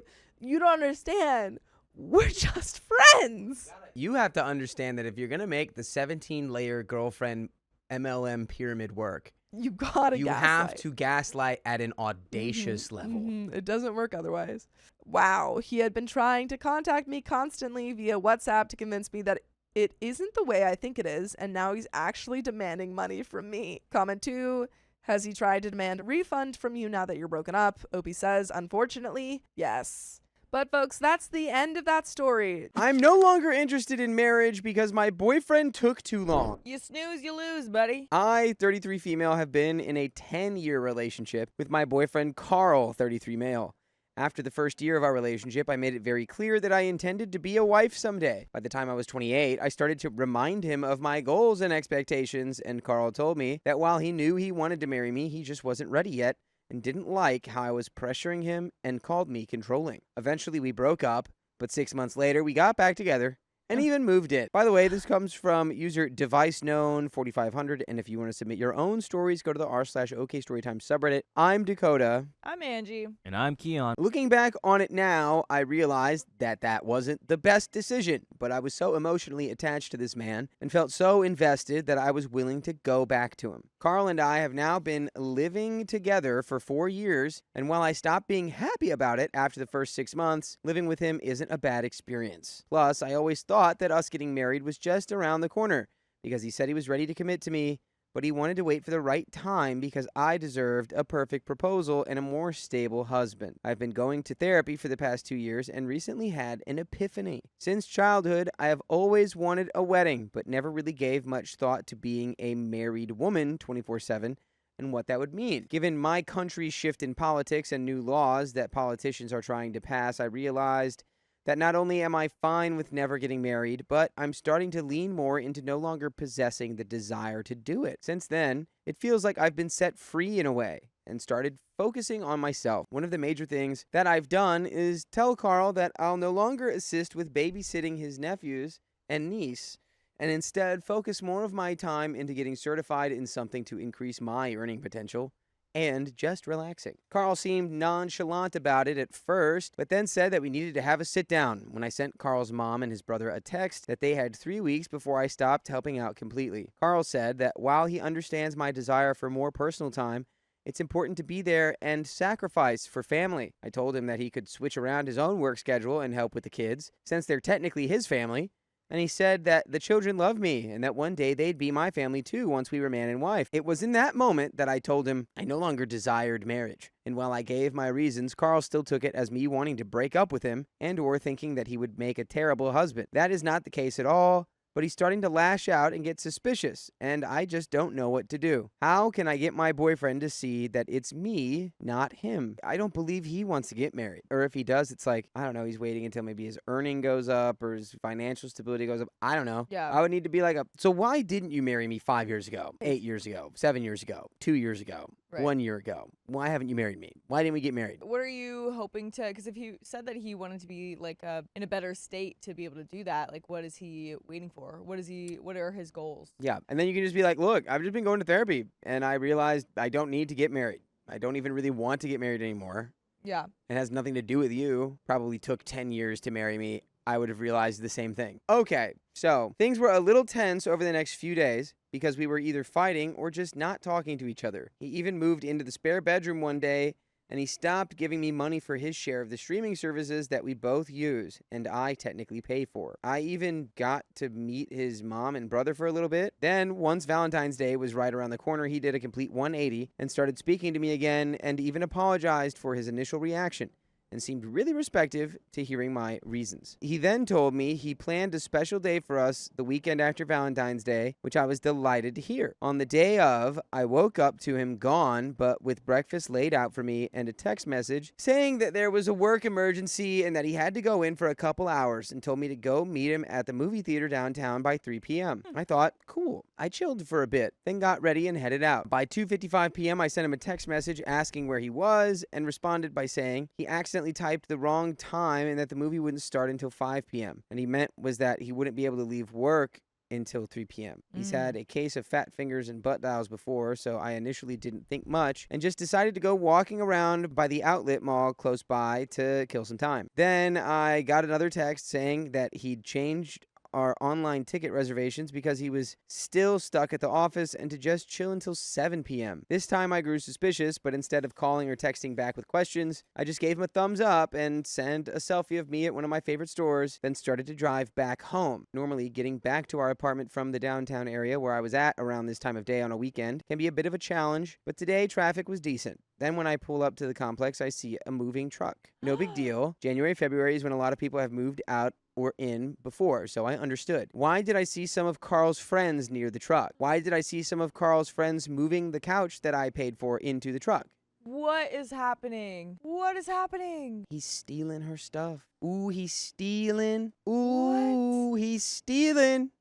This feels like it's coming out of nowhere. Yeah, it feels psychotic. Yeah. I called the police and told them that I was actively being robbed. I stayed in the car for a while trying to calm myself down until I saw Carl helping a man load my bookshelf into the back of his pickup truck. Oh my god. I got out and confronted him. This man was trying to keep me out of the apartment all day so he could quietly move out and take my furniture. And I say my furniture because I was the one who picked it all out and paid for most of everything, and I readily shared the email confirmation, order numbers, and receipts that I had archived when the police showed up. Oh, The nice. man tried to take my bookshelf because apparently Carl had sold it to him, but that wasn't my problem, and that I'd press charges on everyone if my stuff wasn't back in my place. We got into a huge argument, and the police tried to brush this off as a civil matter since Carl and I lived together, but I went into the station the next day and spoke to a female officer who was of better help. My dining room set, spices, blender, groceries, lamps, TV, coffee table, and mattress were gone, but Carl's friends did put back the couch, which was a pullout. The middleman between my landlord and me did speak to Carl about wanting to take his name off the lease, but did not follow the proper protocol and confirming with me that I would take on full responsibility of rent. So I did file a complaint. I ended up leaving the complex, good, I would have suggested the same thing, and moving somewhere else and pressed charges against Carl and his friends, if only to create a paper trail and help in my civil case against my ex. And by the way, you don't need a paper trail to find the full episodes of stories like this on Spotify, iHeartRadio, or Apple Podcasts. Just search OK Storytime. You can listen to the full archive whenever you want. We do have a little bit more story left, but oh my god. Some people in the comments are, it's like Sophia Kalam says, nah, he's cheating and has a kid with another woman or thinks that she has an affair. What do you think the reason is for all of this? It's because she said she didn't want to get married anymore. And he's just being a little petty, pathetic worm person. Also, like, that's a stupid way to get her out of the house, though, too. Like, yeah, can you actually, like, I know you've been staying at this mall for 2 hours. Can you stay there for 2 more hours? And even though you can drive home and drive back, like, what? Of course she's gonna drive home. She's already been there for 2 hours waiting for you. What a little psycho. Yeah. Made her breakfast. He would probably get to the point of being like, oh, yeah, just, like, start the movie. I'm, like, almost there. Just go in. And then she's just watching the whole movie by herself. Yeah, this guy just needs like a big rubber stamp with like a-hole on it. Yeah. Like just put right on his forehead that he can't remove. Absolutely. In the end, I was able to get some financial compensation for what I lost, and he has until November to pay it all. I wasn't even sad that he didn't want to be with me anymore. I was just pissed off at how he tried to go about it. It's very clear that he wanted to punish me, and I'm so glad that I never ended up marrying this man, this little puddle of sludge in the form of a human. I completed my certification, got a promotion, and the pay raise that comes with it. And my dad has agreed to give me the money he was saving for my future wedding as a down payment for a house. After this entire experience, I am now 10 toes down in never getting married. Also, as a side note, since Carl's brother couldn't provide consistent child care on his days, the mother filed for custody, and now Carl's brother pays child support. And that is the end of that story. Yeah, good thing, because she probably wouldn't have thought that, he would do something like this and wouldn't get a prenup, so he would end up with half her stuff anyway if they, like, got married and then got a divorce or something. So, yeah, good thing, dude. Good thing. Absolutely. My boyfriend's friend is still in love with him. I'm not in love with any of that. Oh, neither am I. I, 39 female, met my boyfriend Tim, 49 male, about 4 months ago. Everything has been great and wonderful between us. He's funny, kind, supportive, easy to talk to, a great communicator, and much, much more. He has a wonderful social group and many, many friends who I have met as we have been dating. One of those friends is a female friend he has had for 4 to 5 years, who we will call Debbie, around 45 female. By the way, this comes from What's Sleep Again? And if you want to submit your own stories, go to the r/OK Storytime subreddit. So, Tim let me know early on that there's potentially a bit of unrequited love from Debbie towards him, but also said that she is socially awkward and does not have a lot of friends. Noted. They're pretty close, and she is definitely one of his closest friends that live near us. She watches his dog whenever he needs a dog sitter. She texts him daily, usually memes about his favorite football team or just general questions about how he's doing. Never anything inappropriate or crosses any sort of boundaries for me. I am curious, specifically from Riley, can I get a quick thumbs up or thumbs down? Is this sus or not to you? Sus. It is sus. Every day is a little bit. Always watches the dog. Like it's. I'm intrigued to see more about this friend, because, again, the little context we got about them is they don't have many friends. Yep. So what does that say? A submit of Fargo. Sulfur. Subject of Fargo? Huh? Subplot. It says subplot. Why are we... Subplot of Fargo. Anywho, so back to the story. There are also the sort of friends that show up to help each other when the other one needs something, i.e., picking each other up from the airport, helping with 2-person house projects. Again, a little bit sus. Put in the chat what you think. Actually, can we have a poll? Is it sus or not? I'm curious. I don't know. Like, if they were the same gender. I don't know. If they were the same gender, because I do this a lot with my friends. Yeah. For Carly, a lot of my boyfriends. Yeah. Yeah. Like, I send memes and talk to my friends on a daily basis. What's up? You guys too. It could be fine. Yeah. But it is in potential sus territory, I'd say. I think I would vote, if I have to choose, I would vote sus on this poll. I'm not sussed out yet, because again, nothing's inappropriate. Again, that was the big key word. Nothing inappropriate, nothing flirty. It's just like your favorite football team. Haha, like it's back and forth, like general talk, like you like this, I like this. Riley has something to add. Oh gosh. Talk to us. I think he wants to throw a bone. Very robot man. Because he should leave it be. Oh, he's cooking. He's telling me the zombie apocalypse. I think he wants to throw a bone. Because he should leave it be. Did you make it more British? Of course you did. It's getting more sophisticated by the second. Yeah. Riley Bot has become self-learning. Yeah, that one went to Oxford, that's for sure. Well, he would now call me for these type of things, but she still calls on him for those types of things, which is completely okay with me. I do not feel jealous of her or feel any sort of concerns about his interactions with her at all. There we go. The first time I met her was over lunch. She joined Tim and me at a bar near our house. She had just received good news about her job and spent most of the time speaking to Tim about the update, so we didn't get to talk that much. Tim kept bringing me into the conversation, but I didn't really get to speak to her or get to know her much. The second time I met her, she came over to Tim's house for a small gathering consisting of 2 other people, Tim and myself. When she got there, she started to come in and said that she had a bad day and didn't want to be with people. To me, it seemed like when she saw me, she suddenly became uncomfortable about coming in, which I feel bad about since I wanted her to feel comfortable around me, given that she is an important part of Tim's life. Tim spent a few seconds encouraging her to come in, and then I came out and also asked her to come in and have a drink with us. And she did. We were all hanging out in the living room, but she stayed in the dining room, which is attached but not really with the rest of us. I intentionally sat with the 2 other people who were there instead of sitting with Tim just in case she was feeling uncomfortable. Also, a quick shout out to OP. OP is very understanding and self-secure, I would say. Yeah, I was going to say, like, very understanding. But again, seems fair because nothing seems like it's sus yet to me. To you, yes. But no flirty, touchy. We're going to see. Maybe some inside jokes, but like that's about it. Yeah. So far, chat's 67% sus, 33% nah, which is, almost, we're getting to split 50-50. We'll see. You can re-vote as the story changes. So there you go. John, if you had to pick one friend to be all flirty with, who would it be? If Has I to had be to a pick, male. if I had to pick one friend to be all flirty with, who would it be? And has to be a male.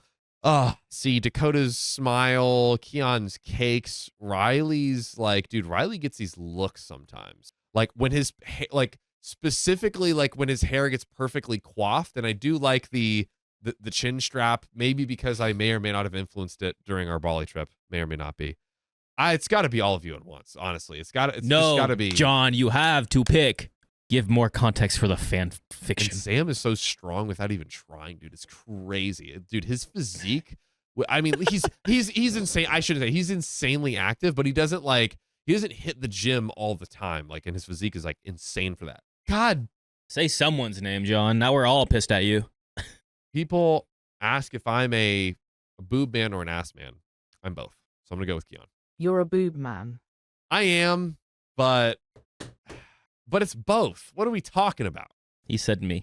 What are we talking about? He said me. Add another boyfriend to my list. I had to do it. Okay. Anyways, we're gonna get Don't back worry. to the It's story. kind of like a polycule now. It's Riley's one of my boyfriends, and so you can come in. It's really all of them. It's all of them. Yeah, that was the right answer because I was like, oh, if you get me, you get all the other boyfriends. Yes. There we go. I'm not greedy. Sharing is caring, baby, and that's from Elmo. Back to the story. She still refused to really join us. Tim kept asking her to come in and sit with us. After about 10 to 15 minutes, she did come into the room with the rest of us, but she sat on the floor instead of with us on the couches where the rest of us were sitting, getting a millimeter more sus as we go. I bought her a drink while she was sitting on the floor and sort of squatted down next to her when I gave it to her and said something like, "I'm sorry you had a bad day, but even though we don't know each other yet, I'm here if you ever need to talk." Okay. She used her 2 fingers to poke me in the shoulder and responded very sharply with something along the lines of, "I don't know you like that, so I'm not going to talk to you." Do we have any information on the friend being neurodivergent? We have 0 information on that. Okay. This is middle school crush behavior. Really? I've never experienced from from her. Yeah. Not from OP. From OP. That's weird. So I said okay and got up and sat right next to Tim. Anyways, since she was being rude and had physically touched me, I decided that my efforts were kind of wasted there. She left a few minutes later. Can't believe OP hadn't mentioned that yet. She was like, "Oh, she's so sweet and great and nothing's crossed the line." Anyways. Yeah. After the situation, Tim offered to essentially remove her from his life if it meant it would make me more comfortable. It is a new relationship, and I decided that everyone should get 1 free hall pass and can make 1 mistake and have 1 bad day. Again, OP is just secure. OP is, AF. again, so chill. Shout out to OP. Passing the chill test. Vibes are immaculate. I told him she seemed like she needed friends and that I didn't want him to cut her out of his life, but did say I was uncomfortable with the interaction, obviously. Tim spoke about what happened, and the next time I saw her, she apologized to me for the situation and explained that she was having a really bad day due to some things going on in her personal life. Since then, I have seen her 2 other times, and she was friendly and nice, albeit somewhat socially awkward. The last time I saw her was about a month ago, and we started talking about her hobbies. She mentioned that she wanted to learn how to crochet. I told her that I've been crocheting since I was a kid and offered to help her if she ever wanted to. There we go. There we go. There we go. There we Chill. go. Again, just passing the chill vibe test. Passing the chill vibe test. She asked me if I was making anything at the time, and I let her know that I was making a blanket for Tim because he had told me that no one had ever made him something like that before. If she's sus, you know that got under her skin. I let her know I was really excited about it because I wanted to see his reaction when he got that kind of gift. This brings me to the reason for my post. Lock in. Today, Debbie knocked on Tim's door. Who is it? It's me, Debbie. Unexpectedly, I answered the door. For the record, she had texted him 15 minutes before arriving, letting him know that she was going to come over and bring a surprise, but he didn't see the text before she got there. When I opened the door, she told me she had a surprise for Tim. The surprise was a crocheted blanket she had made for him. That's rude. Remember, she said she wanted to get into crocheting, therefore meaning she was not an expert in crocheting, right? Which means she would have had, and Tempest in chat says, crocheting a blanket is dedication. And learning. And just learning to do it. That means she went in like probably every second from when she finished that conversation with OP to when she showed up to that door. She was going crazy trying to make this or paid a lot of money or something. Yes. Now the sus meter is going up. Sus meter. I guarantee you she has like a picture of OP in like one of her closets and like just throwing darts at it. Like, I'm better than you. Ooh. I'm better than you. Ooh. Maybe she has a Hey Arnold like, shrine. Oh. The Helga shrine, bro. With trillion the percent. gum. A trillion percent. Trillion percent. But she's not mean to... She's not mean to... Riley, what do you got for me? Talk to me, baby. I used to have a friend like this. I just kinda waited it out and it went away. Oh, they were into you? Okay. Look at you. You had a shrine? Maybe. We have to invade her house in that suit, bust down the door, like freaking, quarantine CDC people. Hut. Yeah. Just as a ruse to see if the shrine was actually there or not. Anyways, the weirdest part was that it was baby blanket sized, so it was completely useless for him. Also indicating to me that she made it herself and again was like struggling to make it in time. She's just trying to beat OP. Yeah. Obvious. Nonetheless, I was completely shocked because she knew I was actively making a blanket for him and why I was excited to give it to him because he hadn't got one before. So Debbie wanted to be the first. It feels like she rushed out to make a blanket for him just in order to beat me to get the gift that I was going to give him. At one point, he said to her, I didn't know that this was in your skill repertoire. How long have you been crocheting? She responded by saying that she just started and it was the second thing that she had ever made, but the first thing was really bad. After hanging out with us for half an hour or so and continuing to talk about her crocheting, she said that when she was making it and had to figure out who she was going to give it to, because once you start crocheting, you have too much crochet stuff in your house and you have to figure out who to start gifting things to, which is exactly what I told her when we were speaking about our hobbies, and obviously doesn't make sense if it's only the second thing she's ever made. Oh, come back here. The sus meter is now going up. What's our poll at? Oh, wow. People are saying it's less sus. I think we haven't revoted yet. Yeah. Revote, people. Now it feels like if I give him my blanket, it will look like I made it in response to her giving him a blanket, even though I started it first.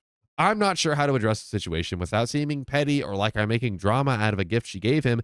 Any advice on how to navigate this would be very much appreciated. Kian, I'm curious if you feel any differently, but my thoughts are just tell him.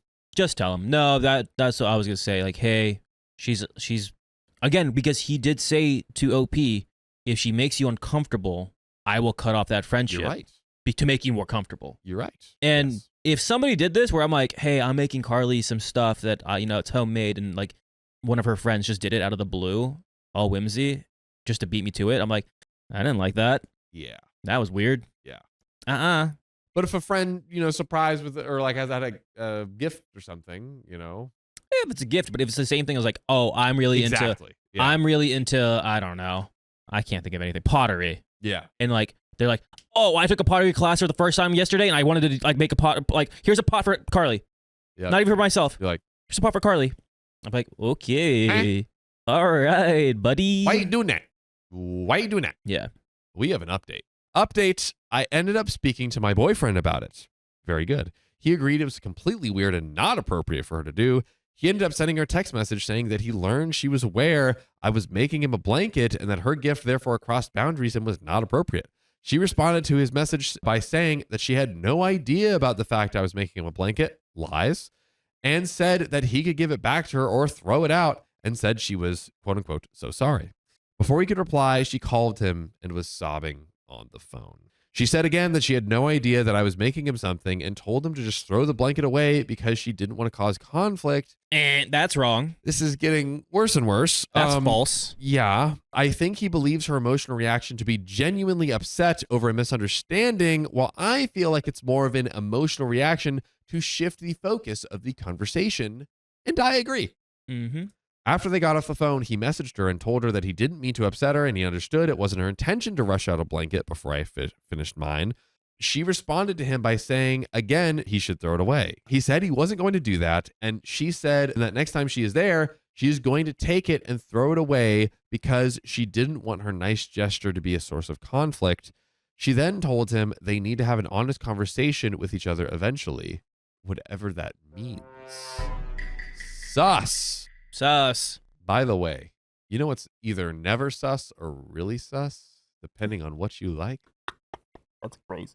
The fact man, that you can go to Spotify, Apple Podcasts, or iHeartRadio, take those sweet little fingers and type in "Okay, story time." Okay, story time. And find 2,500 episodes worth and counting of us that you can listen to basically until you die. Maybe not. So there you go. But any final thoughts before we get into this last little tidbit here? I mean, I feel like he's being manipulated by the friend, the crying tactic. Mhm. Yeah. Again, tell your boyfriend, or is it boyfriend, husband? Tell your partner. Yes. I'm not comfortable with this friend of yours anymore. Yep. What she just said, I was like, lie. That's a blatant lie. She's manipulating you, and lie.